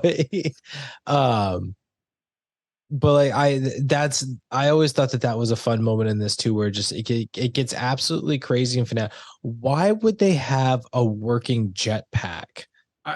Like, like none of it makes any sense. It's all silly. It's fun, but especially now, like having rewatched it and seeing seeing that opening sequence, I'm like, I instantly recognized it. Like as it was playing, I was like, oh my God, this is the parade. Like they matched this scene perfectly. And I'm like, that's so freaking cool. So that's probably the other like big memory that I have is like that whole parade sequence is really fun. Good, Brian. Yeah, some comments on the parade.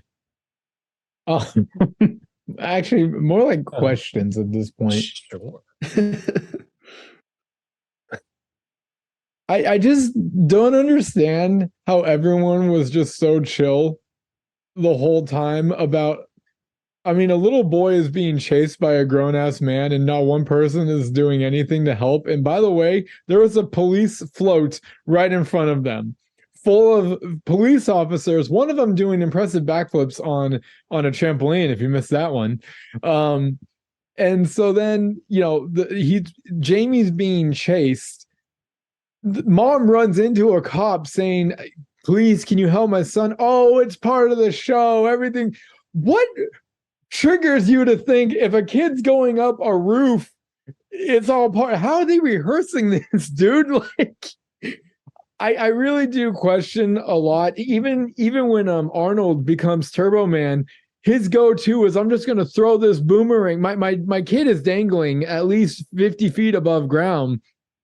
I'm going to throw this boomerang and hope for the best here.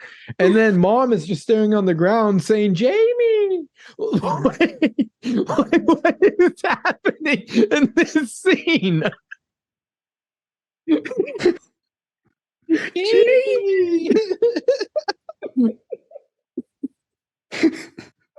Oh my God. I think I might say that to Jamie from now on.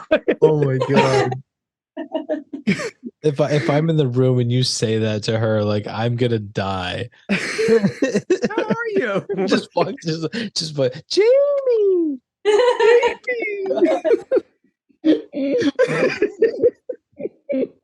I just don't understand the lack of urgency in this whole damn scene, to be honest. I like I said, the fact that this is a dude on a parade float with a working jetpack, I'm like, who designed this?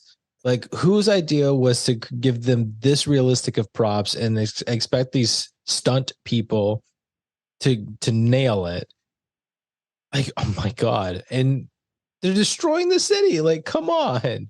Dude, he like messed up that family's home. Oh, he that, yes. Oh my God. Like, it's so bad. And they're like, just part of the show. It's part of the show. I don't know.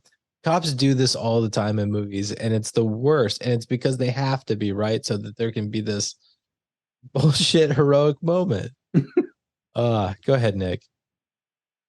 Also, just to add to your point of why they would allow a jetpack on this suit, you have to also remember that the workers behind the scenes of the Turbo Man float, they didn't even verify if Howard was the replacement. They just said, "Oh, you must be the replacement.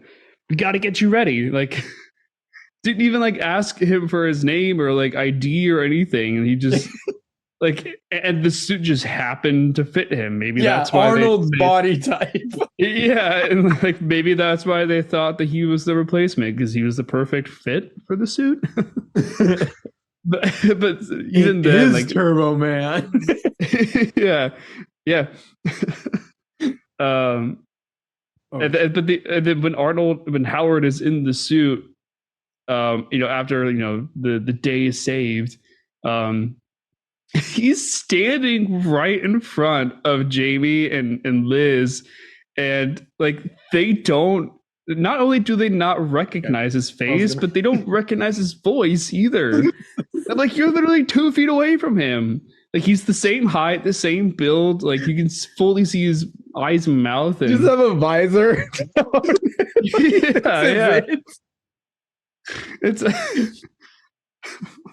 This isn't the first movie they tried to hide Arnold, is it?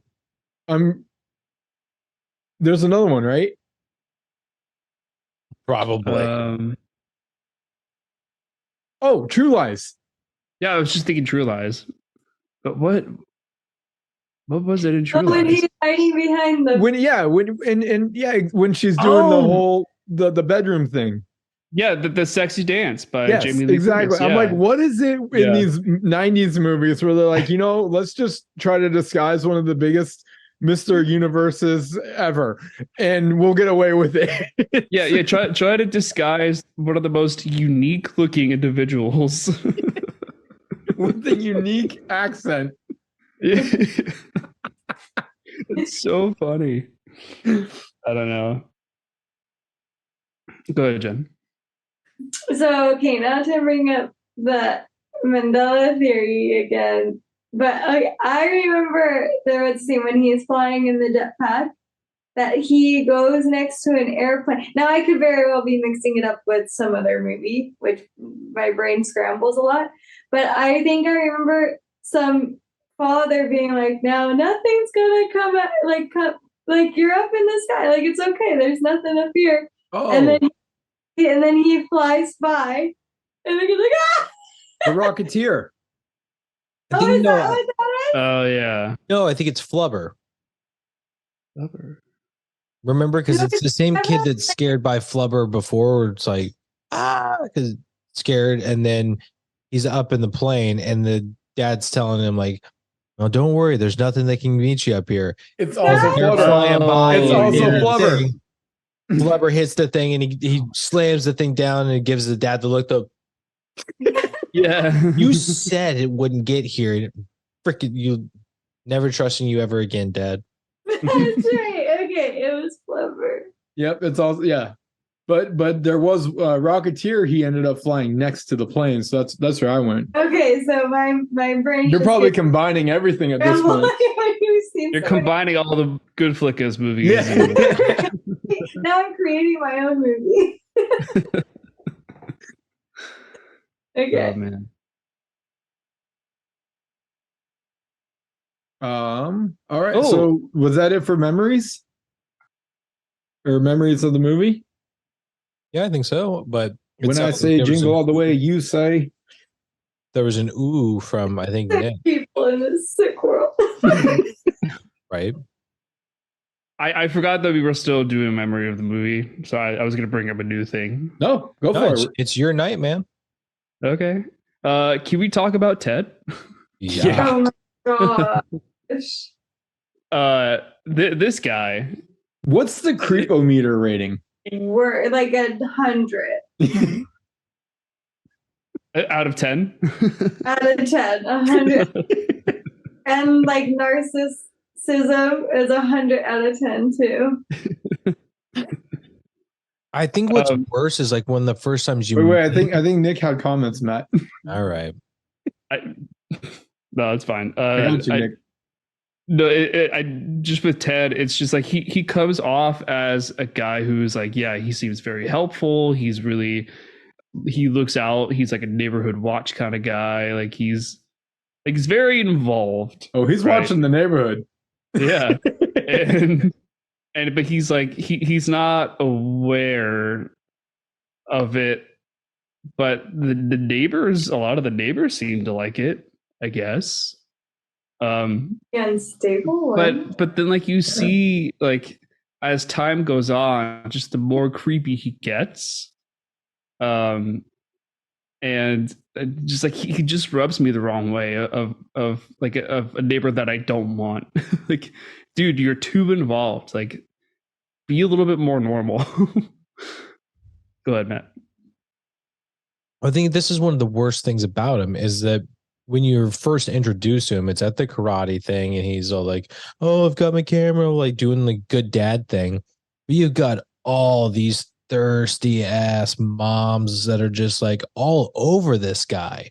Mhm. Oh, So they set yeah. it up where it's like they're like really getting on this guy, and he's just like, "Oh, this is so uncomfortable. Like, I'm just here for my son." And like being the good guy for Liz over here, right? Like just being a good neighbor. Meanwhile, every time they're alone, this dude is doing everything he can to get closer to Liz. And it's like, you sneaky bastard. Like, you literally could have your pick of any of these housewives, but you're purposely going after this woman who is in a happy relationship but is going through a rocky time, and you're taking full advantage of it and being like epic douchebag. So like, he's you ready for it? He's bad man. He's bad man. Do you think he was doing more than fixing doors and leaky faucets? Oh hell yeah. Yeah. Oh hell yeah. That's my name, by the way. He's running the neighborhood for sure with these Let's very thirsty women. screen door fixer. But he's not satisfied because he doesn't have the one that he wants. But the women, the way that the women, I think they're sitting on the bleachers at the karate thing, and it's just the way they say it too. Like, "Oh, Ted, I love that you fixed my screen door last week." Yeah. "Oh, Ted, I think my faucet needs fixing." It's like They make it obvious that they're not talking about faucets and fences. yeah. Although something's getting wet. Oh, dear Yeah. God. Too far. And something's got a lot of pressure. Oh, Oh, Mrs. Robinson. no, he's such a creeper. No, Yeah. he is. And he knew how to say just the right things to really get under the skin of Howard too, to where it's like, I'm not pushing the line, but I'm really pushing the line. Like I even said it in the chat today, but the the whole cookie thing. Like, your wife's cookies are so and the way Oh that my he's god. doing it- Oh god. Dude, I don't care what I don't care if I was searching for the ultimate Christmas gift. You say that to me, I'm coming right back home, and you better hope that I don't see you, because you're going to be doing a lot more than chewing, if you know what I mean. You know what I mean? You're not going to be doing a whole lot of chewing that was for a few rough, but the months. whole, 'cause like, my teeth I don't know. now. I've always found it so funny when put that cookie down now. Yeah. Put that cookie down now. Wow. But yeah, just the way that he's doing that, I'm like, you sick son of a bitch. I know you ain't talking about the sugar cookies. Who was it, Jen? I think it was me. Nick? It was me personally. Okay. He also says a couple of things, like after the karate thing, he says that Ted says that he has it on film and that like he can show it to Howard of like, hey, look what you missed. But the biggest like karma that he gets, and I predicted this, is when Ted is at the like the driver's side door of the car that Howard's in, and he tells him that the Turbo Man is wrapped under his tree, like for his son. Mhm. I was like, oh, that sounds like some foreshadowing to Yeah. me, because that's like really specific that you would say that. I was like, oh, well, eventually, at some point, Howard's going to break into his house and steal the gift. I didn't realize it would be so much later in the film, but I was like, yeah, that was the one bit of karma that that you deserve, Ted. Go ahead, Jen. I just want to say, like, with all these creepy ass signs that Ted has been giving Liz, I do have to say, very poor form on Liz's part for being like, can you drive us? Like, why would you want to go anywhere with that guy? in spite of her husband at that point. Yeah, not worth it. I know. I agree. Yeah. Well, she kind of learned pretty quickly too the mistake that was. So I think she responded well. Great Yeah. use of eggnog. Nah, super creepy dude. Just bad. You got eggnogged out. Dad, you smell like barf. Yeah, I bet he did. Oh man. Yeah, so Ted, what that's one interesting character, huh?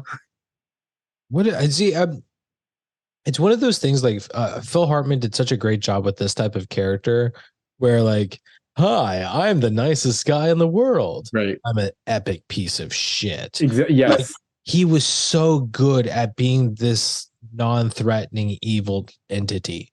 Yep. It's like Wait, is this the guy that got murdered? Yes.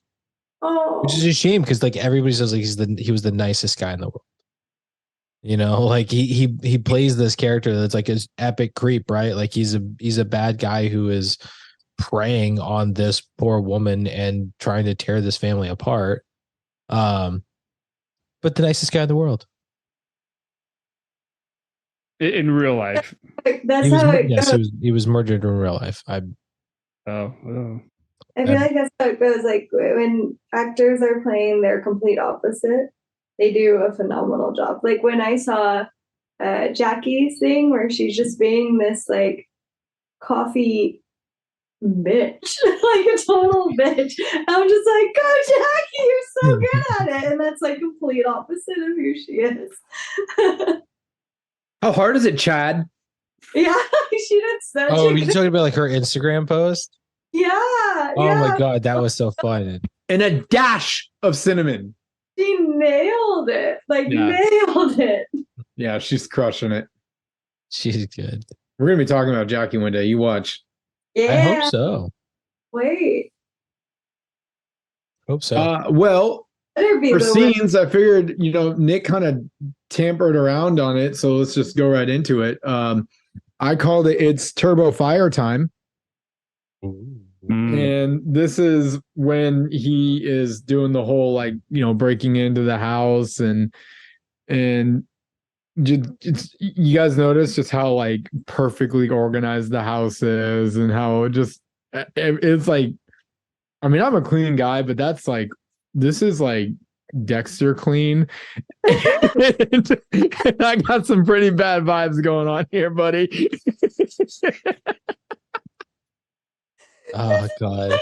Dexter clean. I hope when people come to my place, they say you got Dexter clean house. And I don't know. I mean, the scene is pretty entertaining.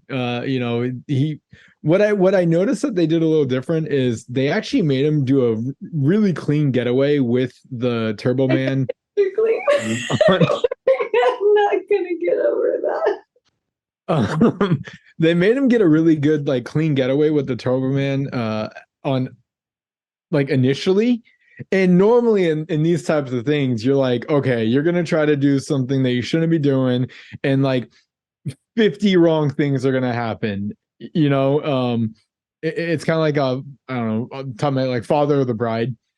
When he's just snooping around and then all of a sudden he's now climbing out the window, the dogs are chasing him, he falls into a pool and he drops the passport in the pool. It's just like that's what you expect, right? But then like, oh wow, he got away clean. He's got it, he's in his hand, it's strategically wrapped, nothing but Turbo Man paper. So bad dad, like give him a little bit of surprise, right? Like, how are you just gonna do? Here's your Turbo Man paper. Wonder what's in here. And then he has the his change of conscience, and that's when everything goes crazy. But it really goes crazy. He kicks the head of the statue goes into the fireplace. He ends up he's trying to take it out, and the first thing he's like, I need to kick this out the window. I feel like there are other options. Yeah, and then of course the reindeer going through the house. That's just God. a very interesting scene. Did you have any comments or takeaway on that? I forgot. I totally forgot about the reindeer. What a weird addition to the. It's so random. So weird. Like, I don't know where to begin with it because it's just like who has like, why does Ted get a fucking pet reindeer? For Johnny. But still, that's not normal. No. You don't do that. He's just trying to one up. He's a sociopath, is why. Yeah, he's just crazy. God rest his soul. I'm sure you're a decent man. It was just his character. Although I do want to comment real quick, Brian, on the whole house break-in scene. Yeah. A moment that I laughed a little too hard at was when Arnold, like, he has the present and he peeks around the window and he sees like the carolers like Right. outside on the lawn. He peeks around and then he goes back and then he's like, oh, I have to get across. And then he crosses, but his head and like his shoulders are clearly like in the view of the window. Yeah. And he thinks that he's being stealthy and he's not. Like, like he's way over the bushes. Yeah. 100%. I just and he punches the reindeer. Don't forget that. Oh yeah. What's a movie with Arnold in it if he's not punching out an animal? Yeah, doesn't he punch a camel in? Yeah, Conan. And Conan, yeah. Oh man, go ahead, Matt. This is a lot of fun. Like you said though, why a freaking reindeer? None of the, like, who does that? What father gets a freaking reindeer? But Brian, like you had mentioned, I like that this is a moment where it's an easy steal. Yeah. Where the chaos happens is when he's like, I can't do this. Like, I can't be the Grinch and steal Christmas. And it's as he's going buck. Exactly, there it is. So it's, yeah, as he's going to kind of like fix the situation is when everything goes wrong. And it's like that's where his karma comes in. That's where it's like you've gone too far. And it's I kind of like that that's the one that does it because it's right next door, right? Like he's home. His wife is there, his kids there. It's like you messed up in front of everyone, dude. So it makes sense that like what choice do you have left? And it's a freaking Hail Mary. But I love that it all comes from drinking with said reindeer that he punches. Which apparently the beer that they're drinking is a real Minnesota beer too. Oh, okay. So you know how normally they would have like either some product placement or a fake brand in these things. Like that is apparently a real beer that you can find in Minnesota. So if you're checking out the Mall of America, look up for this beer, whatever it is. We'll figure it out. Are you talking about the Homestead? It sounds about right. Yeah. That looks like it was in like a liquor bottle, not a It's beer. not. It's beer. Oh. It's a freaking beer. Maybe. Oh. Yeah. All right. What else? What else we got? Scenes, fellas. Lady. Let's talk about the karate class. Yeah. These kids are breaking boxes and stuff. Like, did you guys ever do karate or anything like that? Like, I remember my cousin doing karate and like seeing a class or two. They were never to this degree, like a freaking full-size gym. These guys, there's a whole spectacle of getting the next belt. Those meant nothing to anybody, huh? I never did karate or anything. Sorry, man. I wasn't allowed to. Remember, like after 3 Ninjas and Power Rangers kicking a teacher, like, you know, martial arts was banned in my household, so I never learned. You kicked a teacher? What? Allegedly. I do not recall. Tell us the story. I really don't remember it, but apparently I'll admit I loved the 3 Ninjas. I loved Teenage Mutant Ninja Turtles. I loved martial arts, man. So to say that I kicked a teacher for whatever reason, pretending I was some martial arts thing, it's possible. It's such a weird way of saying it. Like, yeah, I may have kicked a teacher, but I don't. I'm gonna incriminate myself. Oh man, Might have. There's a slight chance that my foot left the ground and may have impacted on the flesh of my teacher. I'm just saying, have I gotten a bloody nose wearing some sort of ninja costume? Yes. Has it happened multiple times? Also, yes. Matt, just so you know, I still have your parents' phone numbers in my phone. I can easily call them. They That's can fine. verify. They'll tell you the story. I do not recall, but I also will say that they embellish. Hey, why don't we get them live right now? No. So, Matt, since your karate scene just went into a brick wall, let's try to call out scenes, man. Like, there's a lot in this movie. Oh, I got some for you. So, I'll give you guys a title, and then I don't want to always talk about all the scenes. So, the title that I gave was "May the Odds Be Ever in Your Favor." Is this a rubber ball? No, that was everyone's going ballistic. Ballistic. May the odds be ever in your favor. Is this between? I guess this could be the first one, like yeah. the first store. It's the first store. There's no odds as in like what? Getting a damn Turbo Man. Well, I guess in the sense like this is him realizing his odds. Yeah. Is it the one where there's like they have all the shots of like sold out on the shelves? Yes. Like you talk about that store? Yeah. Yep. Yes, and Chris Parnell. Does anyone have any comments before I go? Yeah, I have a question. Let's hear it. I think it was the first one. The guys in the yellow, like the little yellow uniform. Was one of them Pee Wee Herman? No, that's Chris Parnell. Yeah. Oh, well, no, that wasn't Pee Wee Herman. I think if you saw the two next to each other, you wouldn't think that, but I see where you're coming from.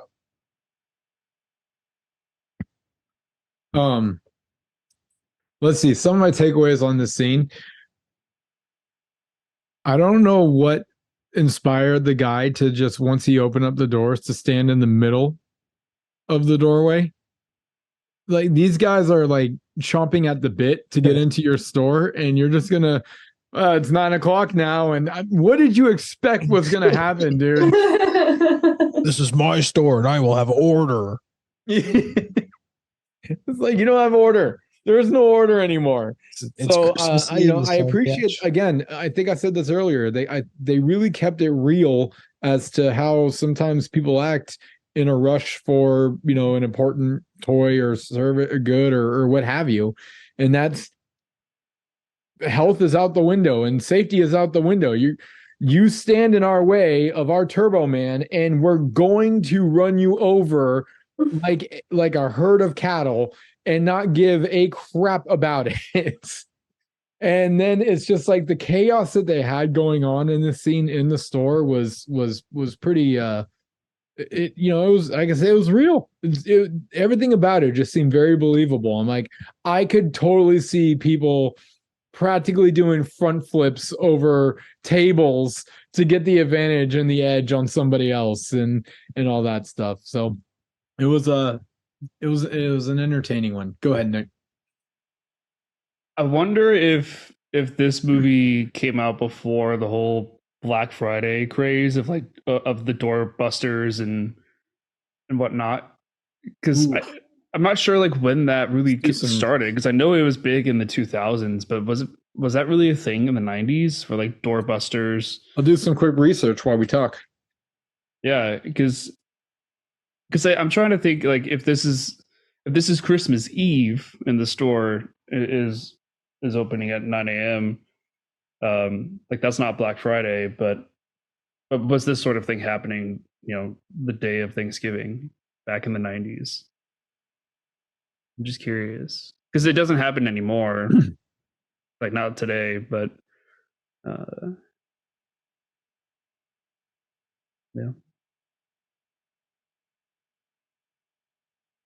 Yeah, that's one nice thing about online shopping.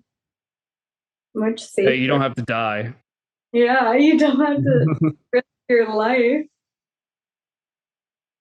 Yeah. All right, so a little quick here. So Black Friday begins, looks like somewhere around 1951, 1952. Oh wow. Then let's see, United States. This is where they basically say where you fuck shit up, boys. Are you doing it?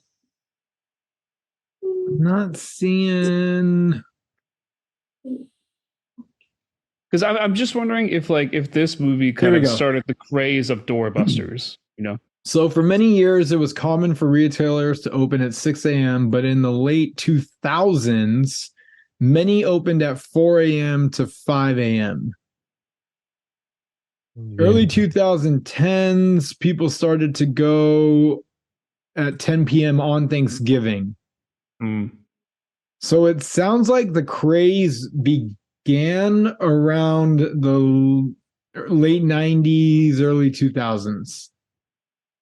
Okay. This is just like super, super quick, really, really fast research right now. Yeah. And then around 2014 is when the .com push started to happen. And then, of course, you know, Cyber Monday. Oh, well, yeah.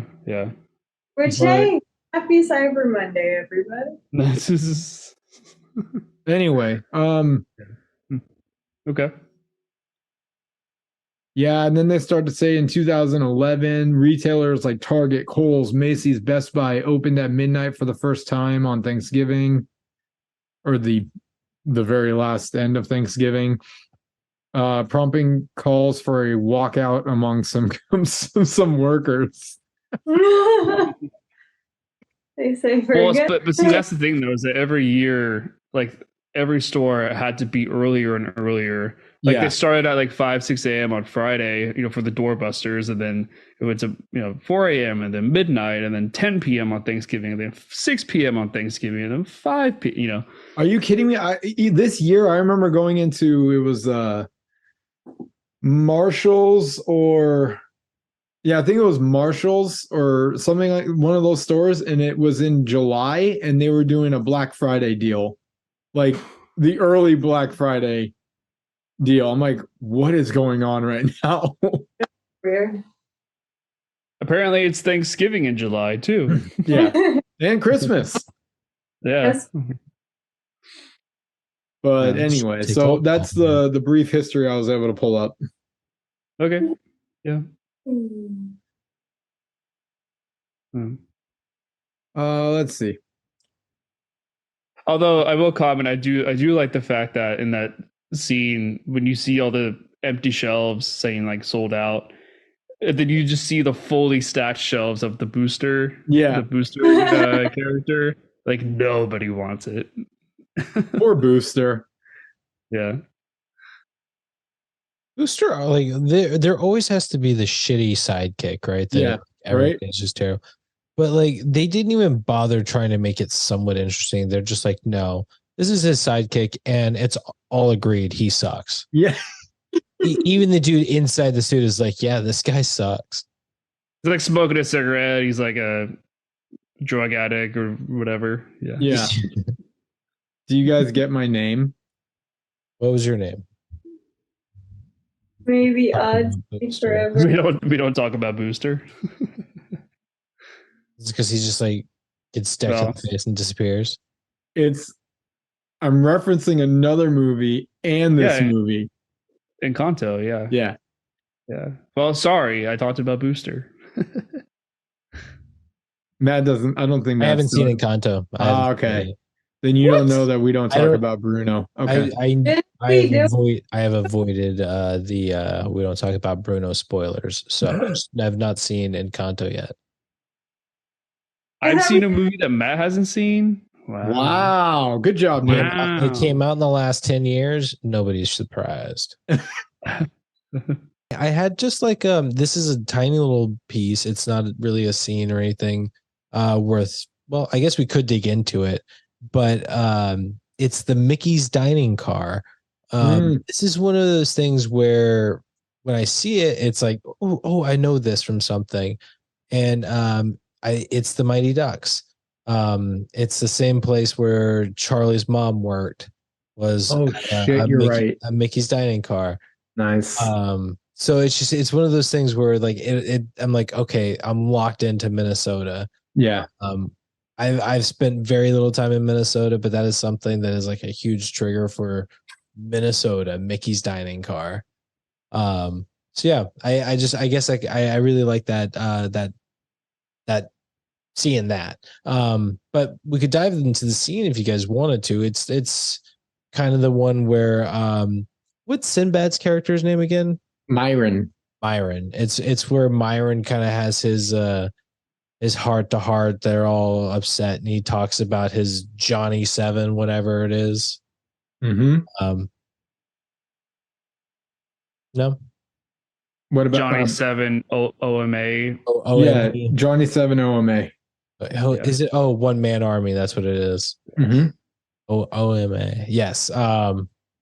This is. I mean, it ends with the radio contest and them running for it, which ultimately leads to sick people. It's a sick world. Like I said, it's not a particularly important scene. Just one that like the location itself is what's notable for me. Yeah, Nick. So here's something that I noticed in terms of the relationship between Howard and Myron. Yeah. Is we know from the beginning when Howard is in the first store, like in the line for the first store, the one that opens up at 9 a.m. This is the first time we see Myron. That we learn that he's like a delivery man, and like that's his job. But from then on, we kind of like learn and build the relationship between the two. And I love this scene at the diner because everything before and after, they always have these moments where they have these good like bonding, like calm situation, like heart to heart, just talking it out, like, you know, really building a friendship. But and then something happens, and then the next scene, now they're in competition with each other, you know, because they found a new reason, you know, for the Turbo Man doll to be acquired. So they're trying to outrun each other, and then like the next time you see them, they're like having another conversation and like just talking, and then it's back to like the competitiveness again. And I just really appreciate that they have this this like competitive friendship, I guess, if you want to call it that. But that diner scene specifically is one that like really shows that, yeah, they're just two guys hanging out, having a good, you know, talking about life and whatnot, and then now we're gonna run to the radio station and try to outdo each other. Like it's a lot of fun. Go ahead, Matt. Sorry, Brian, real quick on it. Just I had this thought of like, this is like one of those. It's such a great moment, like you said, Nick, where like them bonding and all of that, but also knowing that Sinbad did a lot of improv. It's so funny to think about this scene in particular, because this is a moment where a postal worker is drinking in the middle of the day, not delivering his packages, and is also talking about how like the one gift that he really wanted as a child was this crazy rifle that was a one-man army because it had 7 options for like killing. You know, like it's there's a really funny bit that's going on with Sinbad and this whole postal worker and like the bomb, right? But like he gets crazier and crazier, and I just think it's really funny that that's like another little, I guess, a hidden thing within that scene as well. Go ahead, Brian. Just I just want to say one quick thing about that scene is the worker or the server in the diner just cracks me up every time because they're getting into a fight. They have they broke his payphone. All like he doesn't care about any of this. The only thing he has to say is, "You guys don't have to fight. The radio station's 2 blocks down." Dude, that guy just wanted them out of the diner. Honestly, the smartest thing he could have done, right? Like de-escalate Seriously. the situation immediately. These guys are nuts. Yeah, exactly. So he's like, man, these guys are too much for me. Like, just tell them the radio station's that way. That's the best way to break that fight up. I bet he called the people that stripped Arnold's car. Oh, maybe. or it explains why he did absolutely nothing to stop it. Yeah.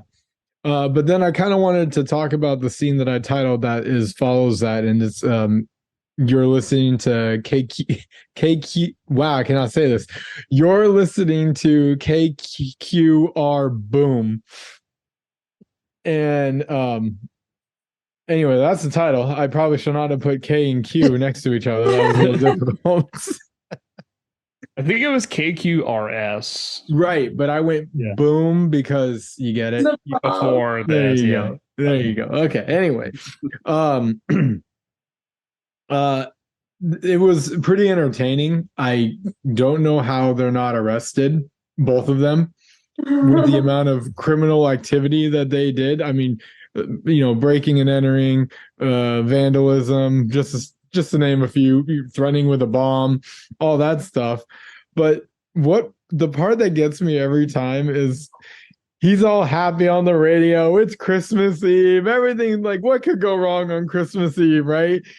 And then all of a sudden, he's like, I got the answer. I got the answer. And he's like, I got the answer. He goes to call 911. And he calls and he's like, yeah, there's a crazy man. And it cuts to Arnold breaking down the door. It's like, and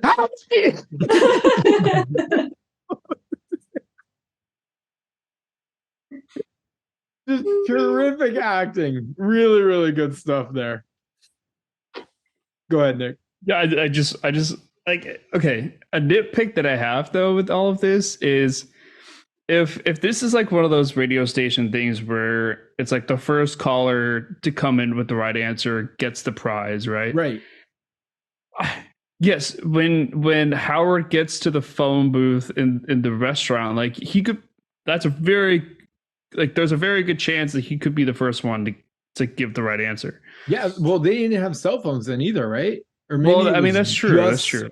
Coming, it may have been just picking up, but most people don't even have cell phones, so it's either going to be a landline or a payphone. Right, but the nitpick I have though is that the time it takes from them leaving the diner to the radio station, somebody would have already called in and given them the right answers. So like, what the hell makes Howard think that he, like, what he's doing is going to get him the prize? I agree, and the movie does a good job trying to cover it up, because as he's running into the radio station, you hear that the DJ's on call with somebody else, and I don't know what like backstreet reindeers he knows. The Jacksons. But the DJ's like not even close. So they make it seem like people have been calling and they just are dumb and can't name the 8 reindeers. But yeah, it's definitely 2 blocks. No one can name 8 reindeers. That's a tough one. Yeah. Can you name the 8 reindeer? I think so. Wait, hold on. You have let me do it in my head. Let me see if I have it in my head.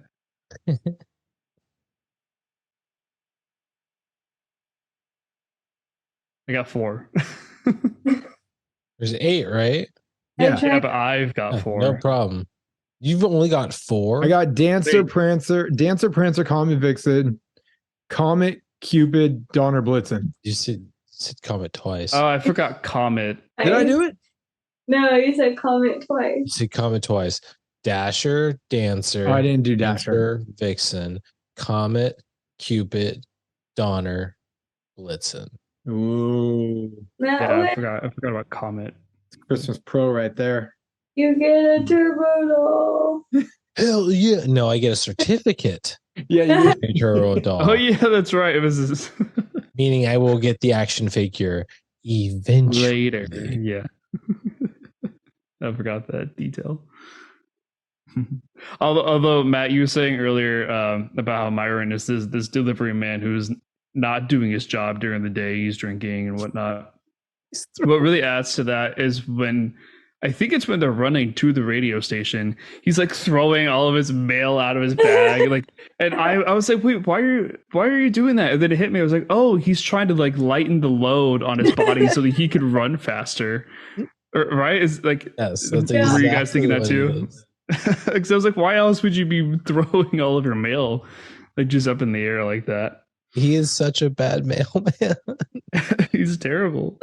I like his comment, like when the cop is with them in the building now, and he's like, "I work for the postal service, so you know I'm unstable."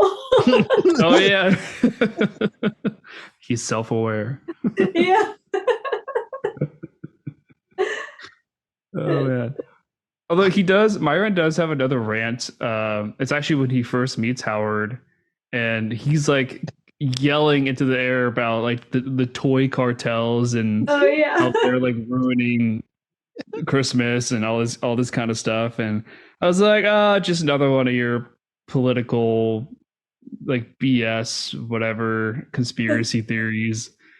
And then I love that we learn later that there actually is like an underground North Pole, I guess, if you want to call it, of toys and whatnot. Yeah.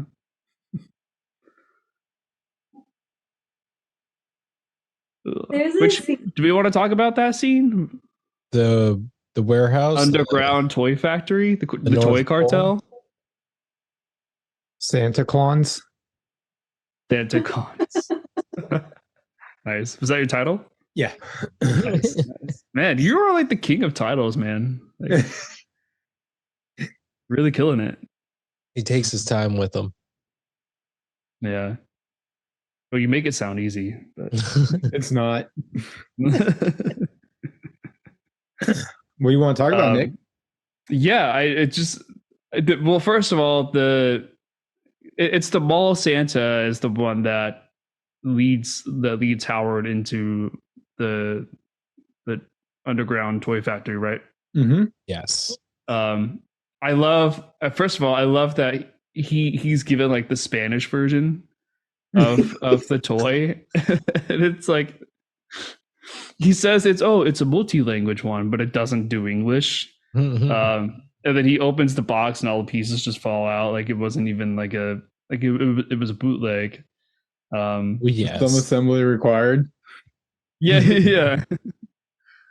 I thought that was really funny.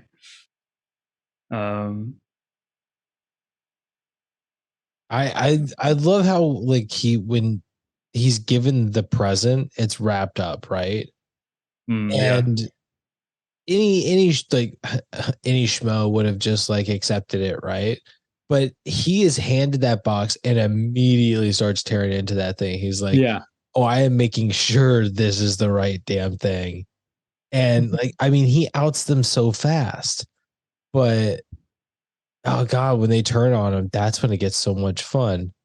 And like, I mean, he pulls that beard off of James Belushi's face, and dude is doing backflips like he's a damn wibble wobble.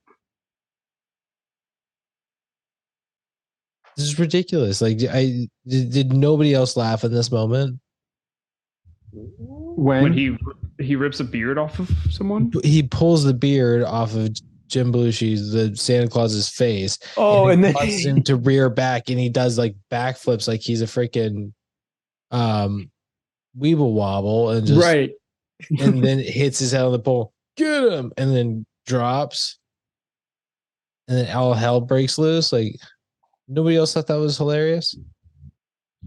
Dude, I think there was so much happening in that scene. It's like hard to separate like the chaos. I'm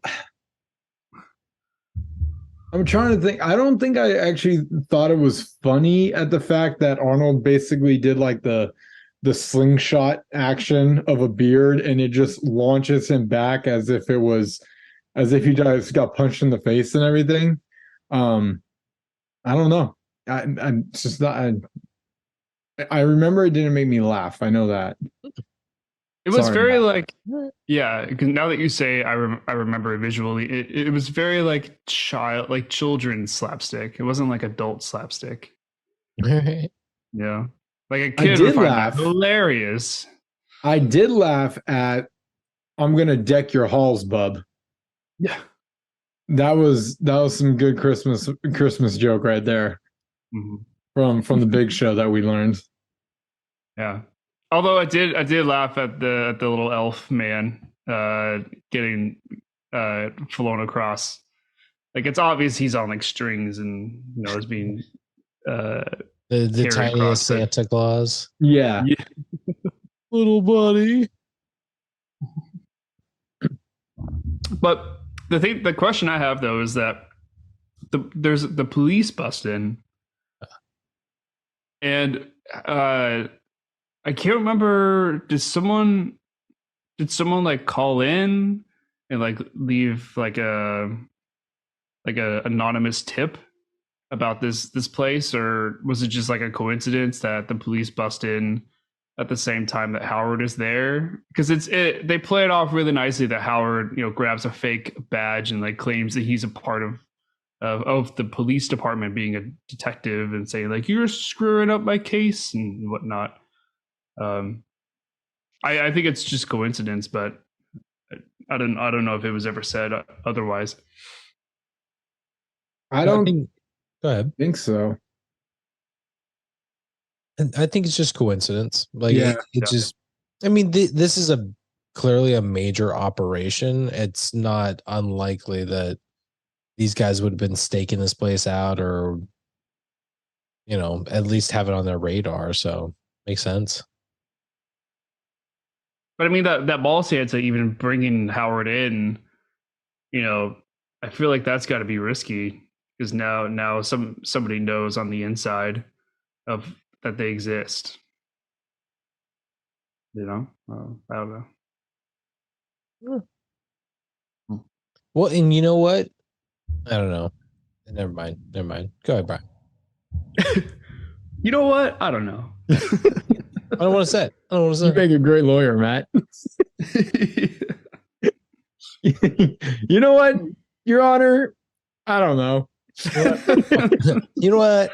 Fuck you. Like you're about to add something, but you're not. I have a head scratcher for you guys. Actually, I have a couple. I wrote it down as promises Jamie Turbo Man immediately. He's an idiot. Yeah. So I want to talk, I want to have this discussion. You don't have the toy, yet you're promising your kid as if you did have the toy and that for a fact he's going to get it. Probably not the smartest move to do as a parent. Agree? Well, he's not good at keeping promises. No, he's not. That's a very valid point. I think of Cogsworth.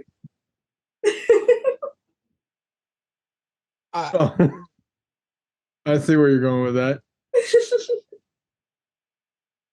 I missed it. Is that I think of Cogsworth? Oh, there's many things. Box of chocolates, promises you don't intend to keep. Oh, yes.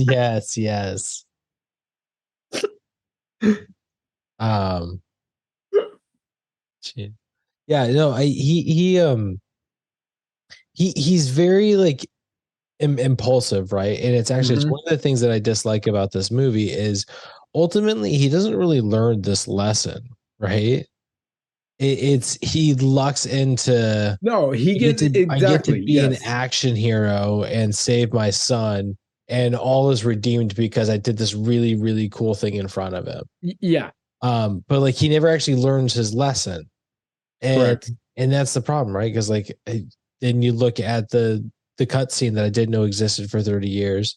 And it's like it shows that point exactly. It's like, so what did you get me? It's like, you didn't even get your wife a gift. Like, I mean, what were you doing? Like, it's Christmas. Like it's Christmas Eve, and you're thinking you can find any freaking toy. Yeah. Like, this kid is way too excited about. Yeah, he was delusional about everything, but just he was so optimistic and just wanted to do anything to make his kid happy. So I'm sorry, but not a great dad, doesn't learn his lesson. Yep. And it's great that you love your kid, but you gotta do a little bit more than just love your kid.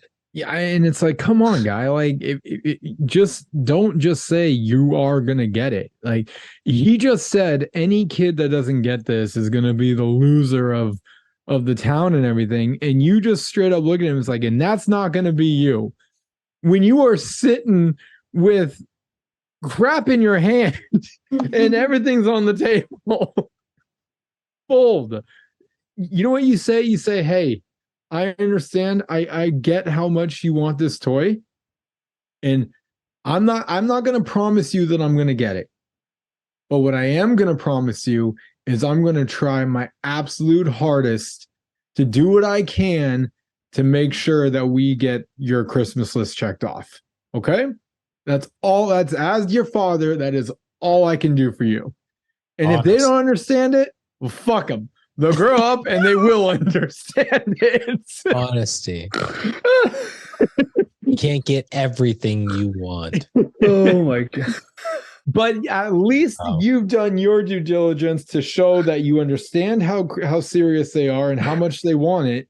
But you just can't make it come out of thin air. It's plain and simple. Now, when you have to deal with the talk with your wife who told you to do something 2 weeks ago and you neglected it, you own up to that and you fess up and you're like, I really, really, really shit the bed on this one. I don't know what to do. I'll take the licking. I'll take the beating. You know, I deserve it. Everything, how he handled this entire situation is just unbelievably wrong and just not my style. Plain and simple. I'm going to jump off my soapbox now. Sorry, real quick, Jen. I think what makes it worse for like Jamie too is that his best friend who lives next door knows he's getting this toy because his dad has made a point to wrap it in a freaking damn Turbo Man wrapping paper. You can shake the damn thing and it says, it's turbo time. Like, he knows he's getting this. Of course, we don't know this yet while watching the movie, but ultimately we know that Jamie knows that his best friend is absolutely getting this thing, and he has no indication of a Turbo Man under his tree. Like, that's a big promise, dude. And that's a lot to fulfill. Go ahead, Jen. I think one part that makes this all kind of tricky hold on, I have to sneeze.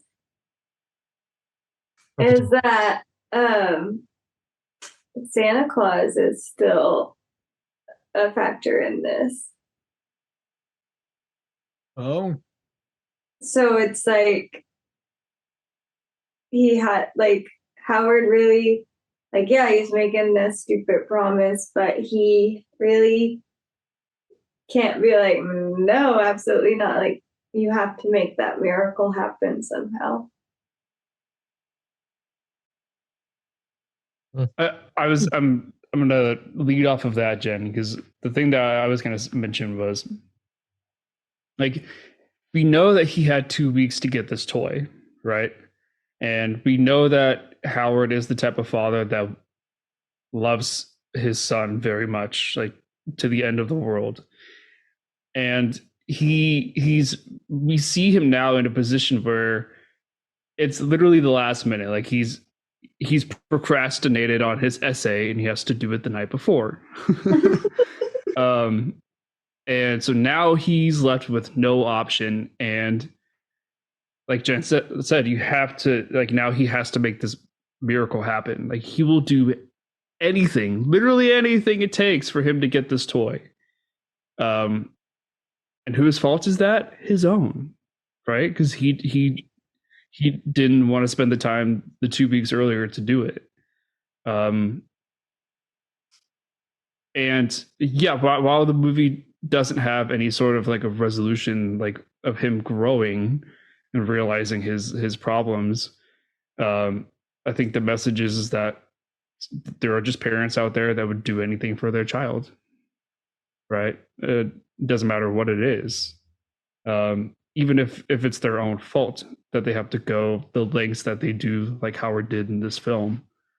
Because like Brian, when you said, oh, I would tell my son, like, yes, we're gonna do our absolute best to get this toy. Like, that's not as exciting to say to a child as, no, I promise you're getting this for Christmas. Like there's a different weight between both of those statements. And like as a parent, like you want to see your kid be the happiest they can be when they get that gift. But if you say, oh, we're going to do our best, they're going to be like, oh, okay. New plan. You write a letter to your kid from Santa. Saying, I really know you wanted to get the Turbo Man. I'm really sorry. I just couldn't make it happen. Your parents are wonderful people. Don't hate them. I promise we're going to make this up to you. Love, the guy in the big red suit. That'll work. And how cool is that? You get a letter from... You get a letter from Santa. Yeah. That's the parent cop out right there. You save that one. What's the moral of the story? When you mess up as an adult, you point the blame somewhere else. and then the son reads the letter and he goes, hey, that looks like Dad's handwriting. Yeah. Or you corner your mom and ask, why does Santa have the same wrapping paper that you do? And why does Santa have the same I went like lawyer status on mom. She's like, I give up. We both did.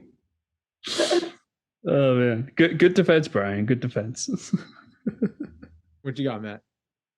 Well, I kind of lost it because it was we were talking about what is it that we're defending? The difference of saying I'm gonna try versus you're gonna get. Oh yeah. Well, so like in, I guess, we're little brats. Yeah.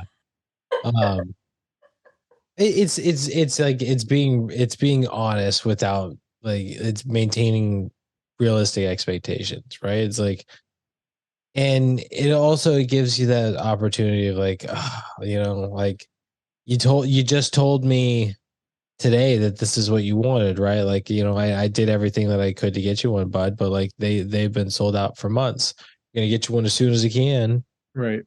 But so I don't know, like I feel like honesty is always the better way to go in the long run, but like you gotta protect them a little bit, right? Like, I don't know. Go ahead, Brian. Well, I have a follow-up head scratcher to this that I feel it kind of rolls in pretty nicely. I wrote down, should Howard have just stopped and confess? And when I wrote this, it was basically when I realized exactly how much of his day he's wasted where he could have been with his family. And he's now just going on this beyond Mission Impossible to achieve the one thing that his kid wants. But look what it's done. He took out his frustration and anger on his son for absolutely no reason at all. I'm like, dude, you're such a jerk. Like, that was just not even your son did nothing. He picked up the phone, and I'm surprised he didn't ground him. and he's missing out on all these events. You've got creepo Ted, who's just making moves after moves and trying to get more than cookies. And all of this is going down. It's like, man, just know when to tap out. it's just not going your way. Go home, be with your family, and make memories that night and make memories the next day called Christmas. I get it. Like, once again, though, you kind of put yourself in this position. But if you're 6 feet under, why would you try to bury yourself to 12 feet? Matt. I'm with you. So from like a writing standpoint, wouldn't it be interesting if instead of leaning into this whole continuing to do the wrong thing, right? Like, what you should really be doing is spending time with your kid, making memories. Like, that's what's really important. Like, this is a toy. Yeah, everybody wants this toy, and maybe he'll love this thing for a year or years to come. Who knows? Kids lock onto things, but you can't replace memories, and you're missing everything, dude. You've missed, like, how many times of him getting a belt? Like, where are you? A lot of colors. Yeah, where are you? Like, how interesting would it be for them to lean into that recognition? And obviously, there still needs to be conflict. Otherwise, with music, and everything's good. But it's like, okay, now you've got Christmas to deal with. And who's the problem at this point? Ted. How does he deal with Ted? How does he that's a completely different dynamic that doesn't require this massive jetpacks and fight scene to get a bullshit resolution, but that is an Arnold movie. So to be fair, we need that to happen. I guess, yeah, you gotta have the action somewhere. Yes. But, and like you said, cut out how much of that stuff of him running around trying to get this toy and just kind of fessing up to it to a degree and being like, look, I'm sorry I couldn't get you the toy, but what I really want to do is spend this time with you. And now it becomes a problem of, now you've got this snake in the grass Ted who's trying to steal this time with you by like being like, oh, well, me and Liz already had this plan. We were doing blah, blah, blah. We're making cookies, blah, blah, like being that kind of guy. Yep. Because I think that leans heavier into the Christmas side of things of like, now he's not just being there creating memories, like being with his son on Christmas Eve, but he's forced to kind of get involved with the Christmas spirit, right? Because that's the other problem, is like, it doesn't stop him from being a workaholic. He's going to get done with all of this and go right back to, you're my number one customer. You're my number one customer. Like, he gets no real resolution, and it's frustrating when this could be a better movie. Just saying. Yeah. I really don't have like an argument to Matt's point, but I feel like from like a writing perspective, if every character was truthful, like, that would be a very uninteresting story. If like the first thing that comes to my mind when trying to think about that idea is, if like we've all seen Friends, like there is so much lying in that show, because people want to not disappoint someone else, or they want the best outcome for something, so they lie about it. And then, but the thing that Friends does is that they have like conflict resolution. They apologize, and then they tell them why they lied in the first place, and all that. And I think that the writing in this movie could have done the same thing. Kind of like Matt, what you're saying is like, he lies about, it's not that he like intentionally lies, but he knows that, it's not the full truth either. But also have that like the conflict resolution at the end, as well. I'm just not sure how they would do it. Like, I know, Matt, you said that he could just fess up and say like he couldn't get the toy, so then he just spends quality time with his son. But at the same time, I'm thinking like, okay, well, how is there a way to where where everybody wins, where he can still get the toy, but then also still have a moment of like apologizing and being sincere and to his son that he initially lied to him that he won't anymore, and that this toy like taught Howard a lesson to not just lie to your kids. But well, I think it was Brian first. It's Brian for sure. Yeah. Like but I love that both of our hands was just like, oh, he Just gave like, us a "Whoop." prompt. I have something for you. Yeah, I mean, he had a question. I have an answer. I mean, we're going right back to Dear Santa letter or Dear Jamie letter from Santa. This is perfect. I'm loving where this is going. So we do the whole like he stops. He realizes that he's just been a shitty father this month of December, and it's time we're going to change it, right?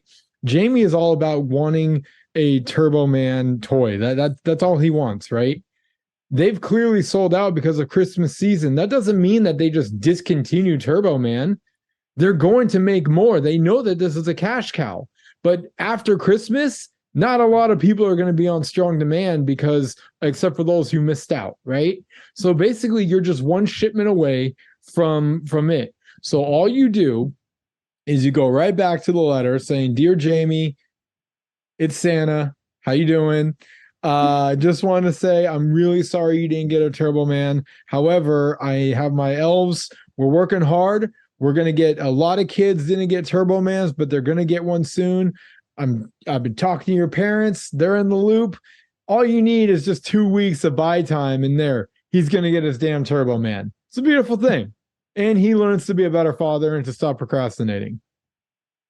And Jamie stays happy because the big man that's your win-win-win right there. I like it. Yeah. Matt, what do you got? Well, I mean, I'll just tack on like let's feed off of a good thing. Like within that letter, like provide a freaking baseball or something. It's like so in the meantime, while I get it. Hey, while you're waiting for your Turbo Man, why don't you have a catch with your dad? There you go. Like I think there's so many ways where you can start to repair this whole father. Or no, he gets a piece of wood that he can chop for his dad. Sure, because he's karate. Yeah, I mean, something that they can do together, right? Like, yeah, start mending this relationship and be there. GoodFlickas fixing movies left and right. This is what we do, people. Yeah. What you got, Jen? Yeah, I was just gonna say, like, ultimately, he doesn't even have to get the doll. Like, he just has to show up as a father. Oh, suddenly we're changing. Before it was like, you got to give Turbo Man. Well, like, it was like, well, yeah, because that would be the miracle. But ultimately, like, Jamie's using Turbo Man to just fill the void of his father. Ooh. So now we're getting deep thinking here. All he has to do is just show up as a father. And chances are Jamie is not gonna even care about Turbo Man. Well, you saw how quickly he was to not care about Turbo Man at the end. Exactly. Yeah, that's true. That's a real Turbo Man at home. Yeah. What do I need a doll for? I've got the real Turbo Man at home. Am I the only one who every time that they called it doll, especially why are we calling it a doll? Especially when Jamie called it doll, I was like, in my head, I'm just screaming action figure. They do sometimes switch it up to action figure, or sometimes they'll even say the Turbo Man action figure doll. Like they'll together. Just like pick one. I don't know. I feel like they were trying to sell it to where, like, when we do actually, they're so woke. It can be for anybody, boys, girls. They all love the Turbo Man action doll. Turbo Man action figure doll. That's amazing. Superhero. Well, then why not have it be a Turbo Woman, huh? There you go. You want to get woke? Let's see. That's female booster. Okay, I've got a nitpick. Actually, I did have one comment that I kind of wanted to say. Oh, yeah. Based on Jen's. By all means. I do like the idea that that like instead of Jamie getting the Turbo Man toy, that he got essentially Turbo Man and his dad like in one kind of like package deal towards the end. And I felt like that was more meaningful than just getting the toy itself, because that means that like his dad did show up in the end with the toy, but also as Turbo Man.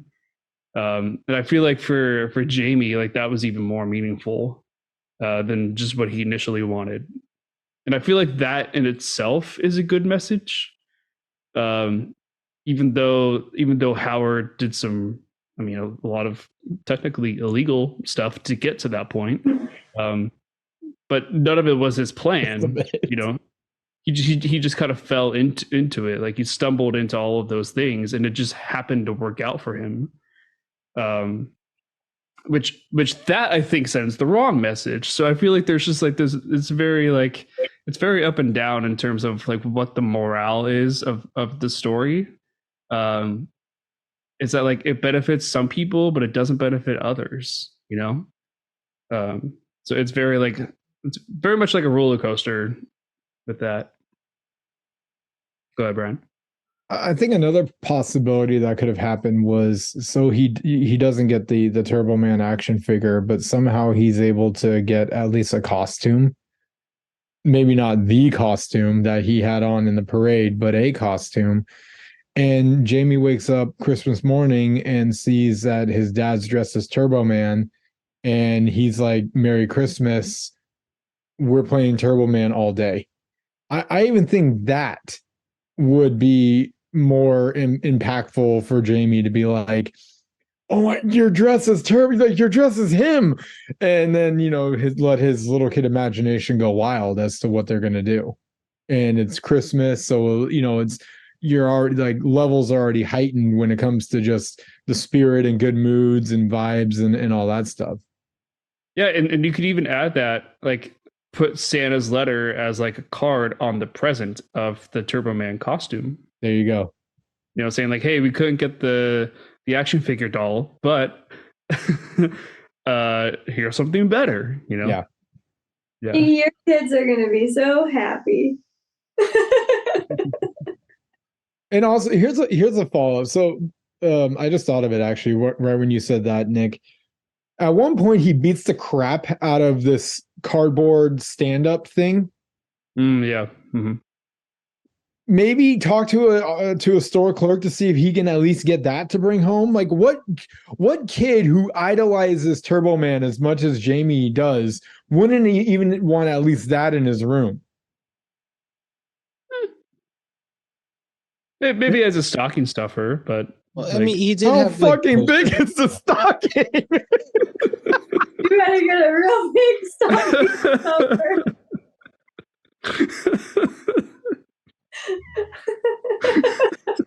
What the heck? It's like just like the foot is in the stocking and the whole body's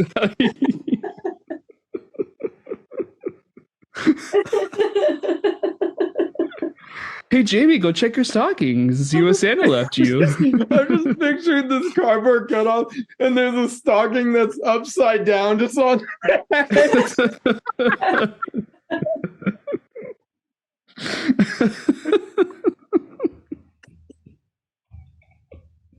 Oh my god, that was so funny, Nick. Holy shit.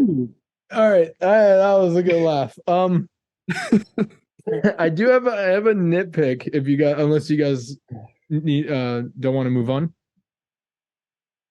No, okay. So here's my nitpick. I simply wrote unrealistic timeline. You said in the beginning, Matt, that this was basically a movie that happens all in one day.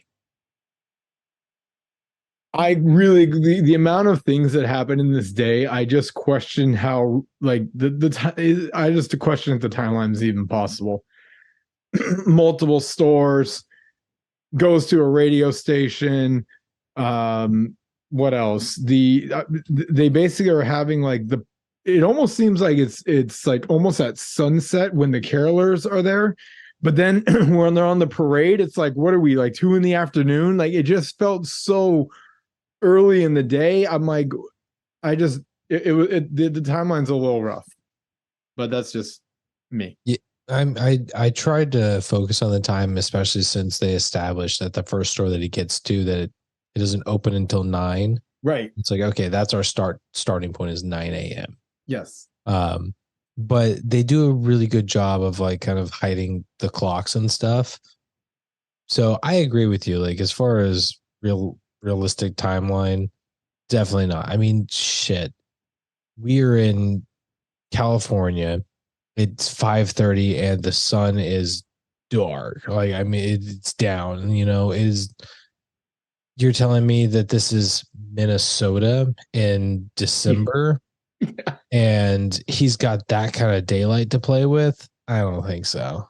Yeah. So yeah.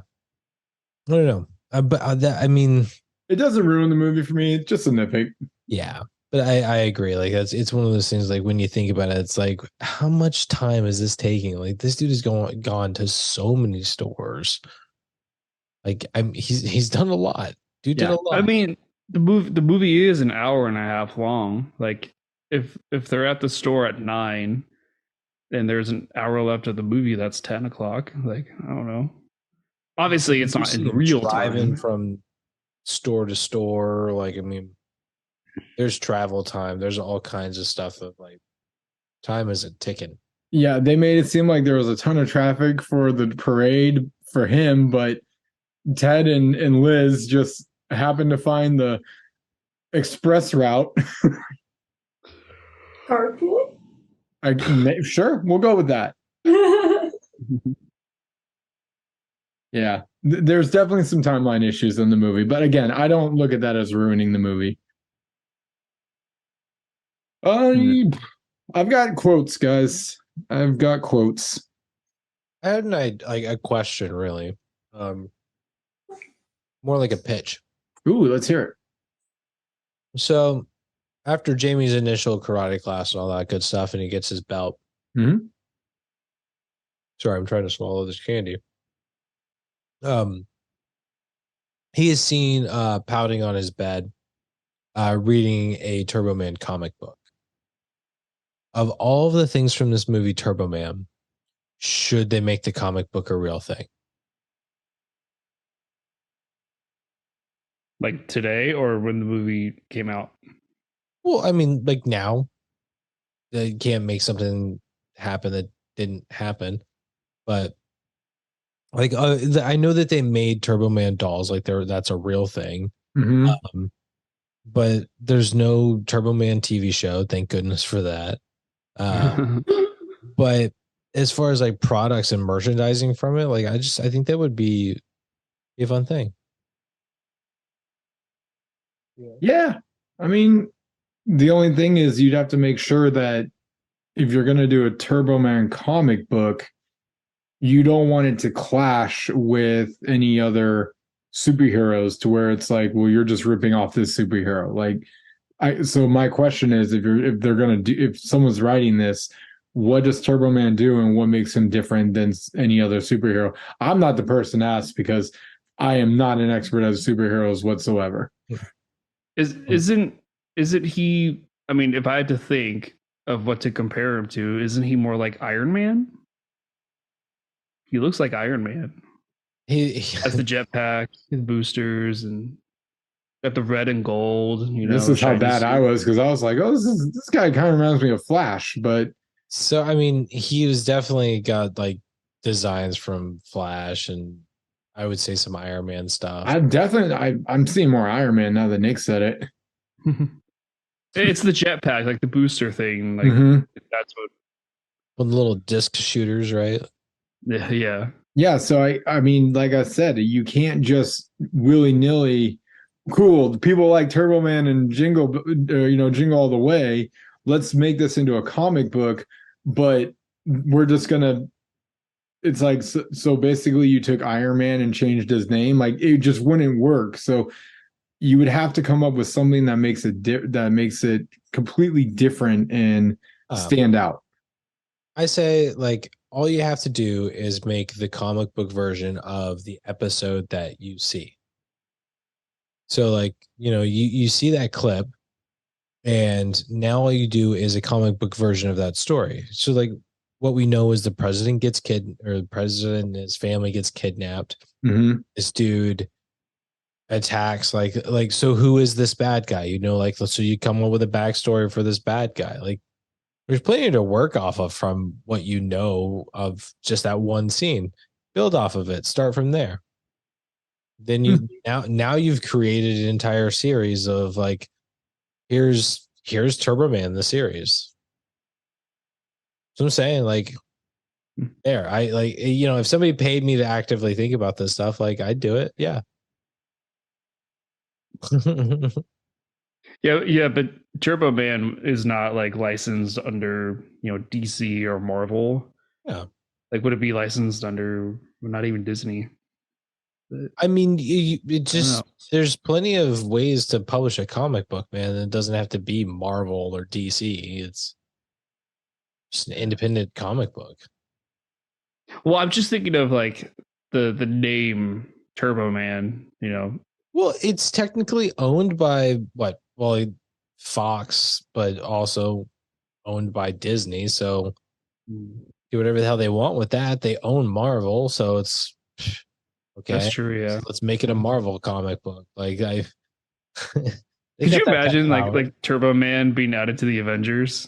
That would be so weird. I wonder if there is like a crossover or something like that. Oh. There's a Back to the Future Transformers crossover. Do you know what would be funny about? I do know a little about superheroes, and so I'm just picturing Turbo Man being. I know more DC, so I'll go DC. So suddenly Turbo Man is with DC, but with DC you've got Batman and I forgot. Give me one more. Superman, Green Lantern. Okay, so you've got them, and they've got all these like. I mean, Batman's got like some of the coolest gadgets in the game, right? And then you got Superman, who's fast as lightning and super strong and all that stuff. And then you got Turbo Man, who's like, "Hang on, I got you," and dink, dink, dink, yeah, just shooting these discs. It's like. The 90s caught back. They want their technology back, bro. like I feel like he would be like a sidekick. The Booster Gold. Yeah.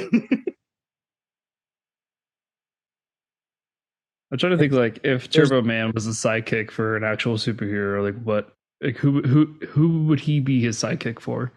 I'm telling you, Turbo Man is Booster Gold. Like, so Booster Gold is like a character who came from the future where like there's been peace on Earth kind of deal. He steals technology, goes back in time so that he can become a superhero because he wants to be famous. So he's only a superhero because he has future technology in the past that allows him to do things and fight crime and all of this good stuff. And I mean, it's like I said, it's all technology. So you've got Turbo Man, who's got his little disc shooters and his boomerang, his jetpack, right? Like, I mean, like he's Booster Gold. That's it. All right. he's a red Booster Gold. Yeah. Check him out. Look him up. I tell you. He might as well just like be a part of the Mandalorian, Okay, so I got a quick little nitpick before we get into quotes. It bothered me that like when you see Turbo Man flying around and everything, his cowl, like the whole thing is one piece. But the whole time that Turbo Man is standing there waiting to take his helmet off and reveal that he's Dad, it is very clearly two pieces. Like there's nothing that goes up his neck, but there's so many shots that shows like the neck and everything is covered as like it's all one piece. Oh, I never noticed that. So many. But they needed so a way to be able for him to take his helmet off. Yes, Yeah. they figured, there wouldn't be. God forbid the visor just pops up. Oh my God! Yeah. So yeah, that was just a little nitpick for me. No, that's a good one. I never noticed that one. That's a great one. Yeah. I'm trying to think if there's any other scenes that like really covered everything. I have a scene. Ooh, let's hear it. Oh, and don't get too excited. Okay. It's real short, but I laughed hysterically at it.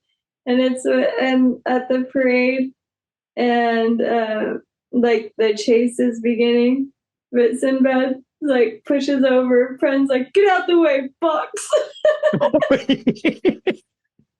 then the little fox is just like a turtle on the ground. Oh, there was like the present, the present boxes. Yeah. I forgot he says, "Get out of my way, box." Get out of the way, fox. And then the box is like going as fast as they can. Oh man, it is so funny. That's it. Was that like a real parade, or was that parade just for the movie itself?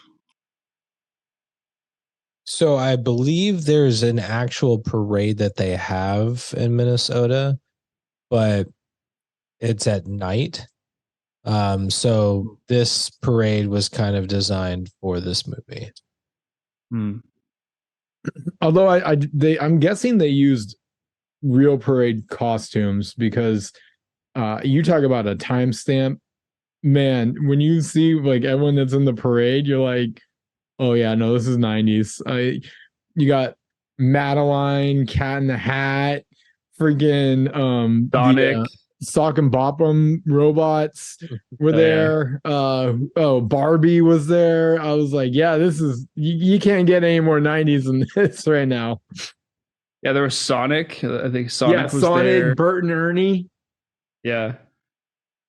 And those look like legit parade style costumes. So they were probably hired by the probably from Macy's Thanksgiving parade or something. Maybe they built the three floats and everything. Like I want to say they actually filmed the parade in LA on whatever it's one of the New York City lots or whatever that they did it. Okay. But yeah, they basically put on like a 3-block parade. Yeah. And I want to say they filmed it from above with like helicopters. So all of that footage of like you seeing the full parade, that's them putting on a tiny parade. Oh, speaking of helicopter shots, I remember this one shot when Howard has the turbo pack, the jets going for the first time, and he's just going nuts. Mm-hmm. And I remember there being this really cool shot of like the helicopter and the camera like going around all these buildings, and it looks like they may have like sped up the footage so that it was like meant to go faster than they just like green screened Howard as Turbo Man like flying through like the buildings. I thought that was really creative and well done. It just how they changed like the speed of like of how fast the camera was going. And they made it, for a 90s film doing green screen. I mean, some of the green screen was pretty bad, but I just thought it was still creative. Yeah. Especially that shot where Howard is like going up into the sky, and then he stops like right before the camera, and then he starts screaming, and then he comes back down. I was like, man, you could have done a little bit better with that one. It seemed very Looney Tunesy. Yeah. Well, I guess that just adds to like the whole, like, that's another cartoony looking thing about this film, right? Which that's not the first. Matt, you're muted. Thank you. I just want to point out that with this movie with its jetpacks and all that stuff, it came out after The Rocketeer, and that was some pretty solid jetpack work. Yeah. So Rocketeer 1991, Jingle All the Way 1996. So I'm just saying it's not bad, but it could have been better. Yeah. Especially when 96 was kind of like the year when like graphics and like 3D graphics and stuff, like animation was really starting to kick off. I feel like they could have done just a little bit better. Yeah. I agree. All right, quotes time. Yeah. Want me to lead off? Sure. This one kills me every time. It's when Arnold is climbing out of the ball pit after he just got the crap beat out of him by like 20 purses. And he says, I'm not a pervert. I was just looking for a Turbo Man doll. Not a pervert. Oh man, that is good. I'm not the pervert. I've got it's two from the same scene. Can you mind me just dropping both? Go for it. So it's Big Man Santa, the Big Show Santa, as he's about to square up with God, what is it? Harold? Howard. Howard. Why is his name so hard? Like, he doesn't look like a Howard. He looks like an Arnold. Howard. He goes to square up with him, and he's straight, and like he pulls on his suspenders and was like, "I'm gonna deck your halls, bub."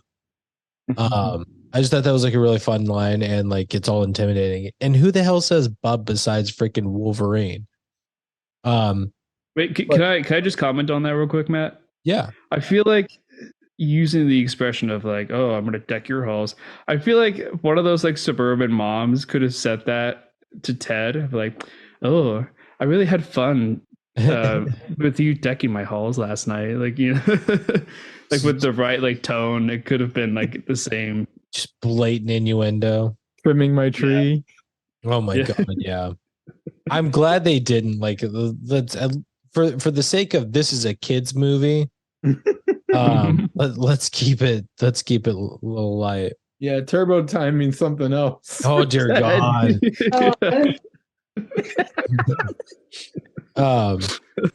But the second part of my quote was, it's the end of that scene where the cops start to barge in, and the little elf screams, "It's the Grinch, scatter!" Yeah, yeah, it's the Grinch. So, just thought those were fun ones. Yeah. I went to junior college and studied psychology, so I know what's going on. Oh my God. Except for one semester, right? Yes. Yeah. Oh my God. That guy. You know what? Actually, you know what? I've got one from him too, and it's when he threatens with the bomb. He goes, "I'll know if you move because I have the ears of a snake." Oh yeah. He's got a great smile, by the way. Sinbad? I wrote down this one, and it was more delivery than anything else, and I'm not going to be able to do his delivery, so I'll just read it. But it's, "Where's your Christmas spirit?" Who's delivering this? It's when he grabs both of. Yeah. I mean, Arnold is a strong guy. All right, he grabs two humans and just picks them up and looks at them. The way he delivered "Where is your Christmas spirit?" I was like, "Oh, that's good." I just can't do it. Where's your Christmas spirit? Wow. My last one is He sounded like a deranged robot looking for happiness, like a diseased Wally. Oh, Where is your Christmas spirit? No.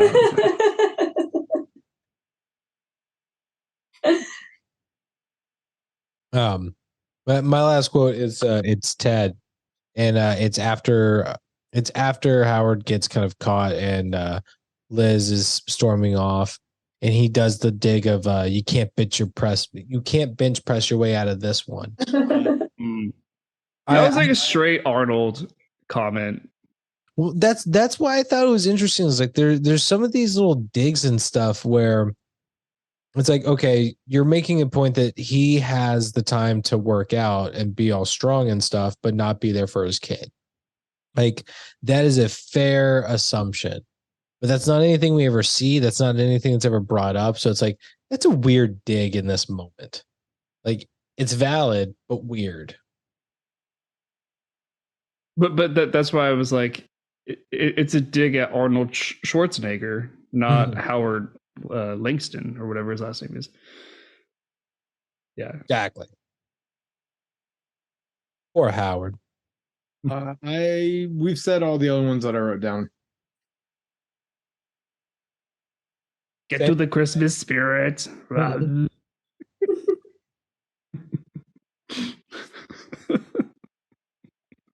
All right. So, I mean, does that wrap it up? We're at final thoughts on who won the movie? I think so. All right. Any volunteers for going first? I'll go. Looks Brian like Brian was Ladies first. Okay. It'll be short. My brain is gone. So final thoughts. It's a fun movie. I enjoy it. But who wins it? That's what I'm most excited to talk about. I waited the whole time. I really appreciated the music in this. I felt like I don't know who like connects music with scenes or whatnot, but whoever that person is, they win it because I just feel like it was so well done. It was so well done. Like when it was supposed to be like comical. I mean, the most, I think it's a trope you guys call it, like Christmas trope is like it's the most wonderful time, and it's just chaos. Yeah. That never gets old. That really does work every time. I agree. It works every time. But then there were other moments too, because that I don't know, the music just really stuck out to me this time, and I felt like it was well paired with all the scenes that and like emotion it was trying to portray. I noticed that with the music, it starts out at the beginning of the song and it plays for maybe like 10, 15 seconds, but then it does kind of fade out pretty quickly. But they get the hook and the chorus in there, so you know distinctly what song is being played. And you're right, Jen. It does like match the scene in the whether it's like comedic or not. It matches really well.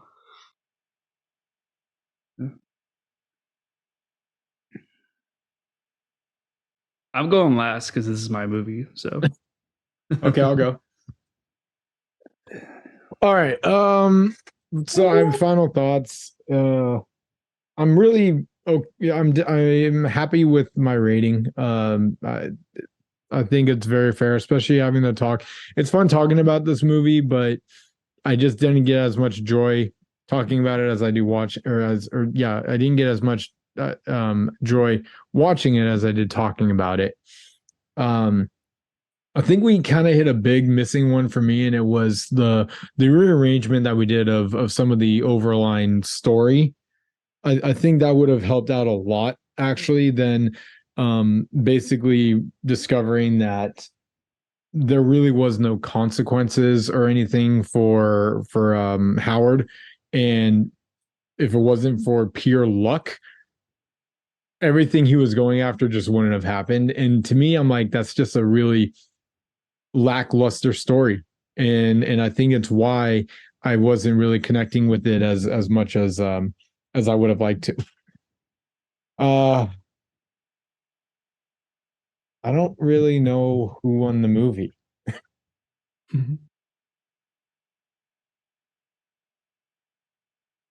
What'd you say, John? Music. The music. Okay. Music in general. Damn. I'm not Well, even like prepared. like the music and it connecting with Yeah. like The needle drops. Yeah.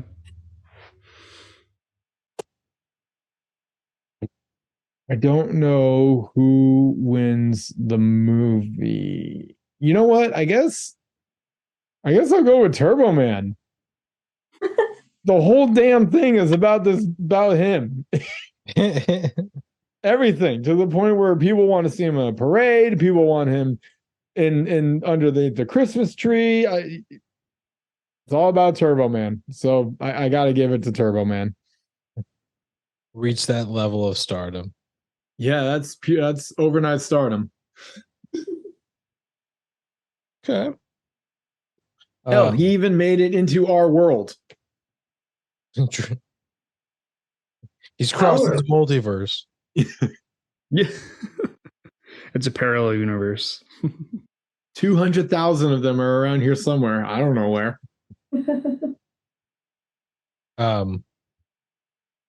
Okay. So final thoughts. Still this is a fun movie. It's a good one to put on as, hey, this is a holiday movie, background noise. Bake yourself a pie with Jingle All the Way going on. You can peek over in that hour and a half, get a good little chuckle. And just it's I think it's probably okay to put this one on for your kids and stuff. Like I said, it's nothing serious. For who wins the movie for me, I gotta give it to Arnold Schwarzenegger because he's on screen 98% of the time, and he gets to play a character that ultimately is a total badass, learns absolutely zero lesson, and still manages to come out on top. Although, given the final scene, the little cut scene, that's yet to be determined, I guess. So let's see if he can pull a diamond out of his ass in the next 12 hours. He could probably squeeze hard enough. Oh my god. He probably He's break gonna be the stressed, diamond. that's for sure. Toy. Yeah, he probably smash or break the diamond with his butt cheeks. That was a weird thing to say. And yet you chose to say. I was like, maybe I should just let thoughts just be thoughts. We're not here to censor you, sir. But yeah, no, I think was I a said weird that because I watched that episode of Friends where Danny DeVito is the stripper for Phoebe's engagement party.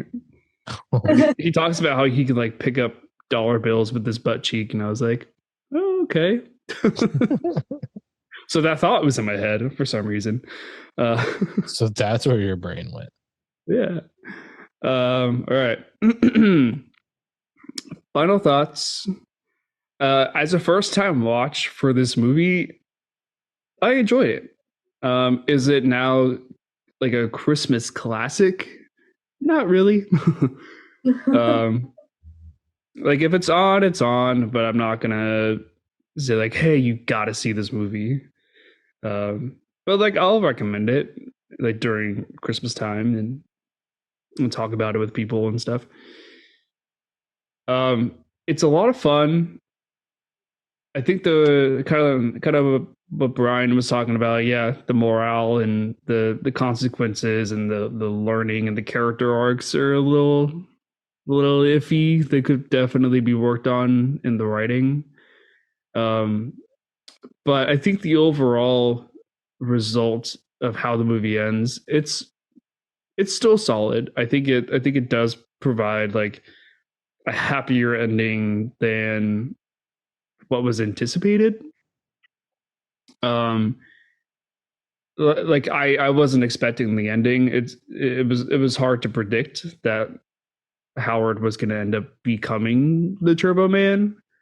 So I really like that was kind of a surprise for me at least. And yeah, but when's the movie?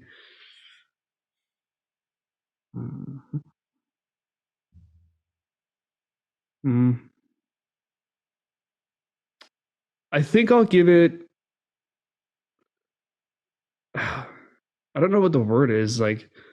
the energy, the chaos, the just the action, Spirit. the anarchy. What's the word? I'm trying to look for- Clusterfuck. The Arnold. The what? The Arnold. The Arnold. The Arnold. No, Of there's a certain energy about the movie that I really really enjoy. It's Schwarzenegger. it's high energy. There's a lot of chaos, and it's fun. It's entertaining. Whatever the word is for that, that's what wins the movie. It's Christmas spirit. It's love. It's fun. Fun wins the movie. Yeah, I don't know. I don't know what word to give it. But the energy. I'll say the energy wins the movie. The energy. Okay. The energy. Yeah. All right. Well, that wraps it up for Jingle All the Way. Yeah, I blanked on the title for a second there. Yeah. That was really embarrassing. And because I was trying to come up with a pick for next week, which I do not have one. I'm sorry. I've been digging through Disney Plus the last like 5 minutes. I'm like, find something. I haven't found something that I feel comfortable with yet. So I apologize. We will have to post that pick soon. So check us out here on Twitch, where that announcement will be made once I decide something, showing what next week's pick will be. You can also check us out on Instagram at good.flickas, and there will be updates there as well, as best we can. We are very, very busy people, but we're trying to keep you up to date. So you can also check out some of our older tapes and hopefully see some newer ones coming soon on YouTube at GoodFlickas. Yeah, hopefully be on the lookout for some good stuff happening there. Send us an email, give us a like, give us a follow, tell us what's going on. But yeah, send us an email at goodflickas2020@gmail.com.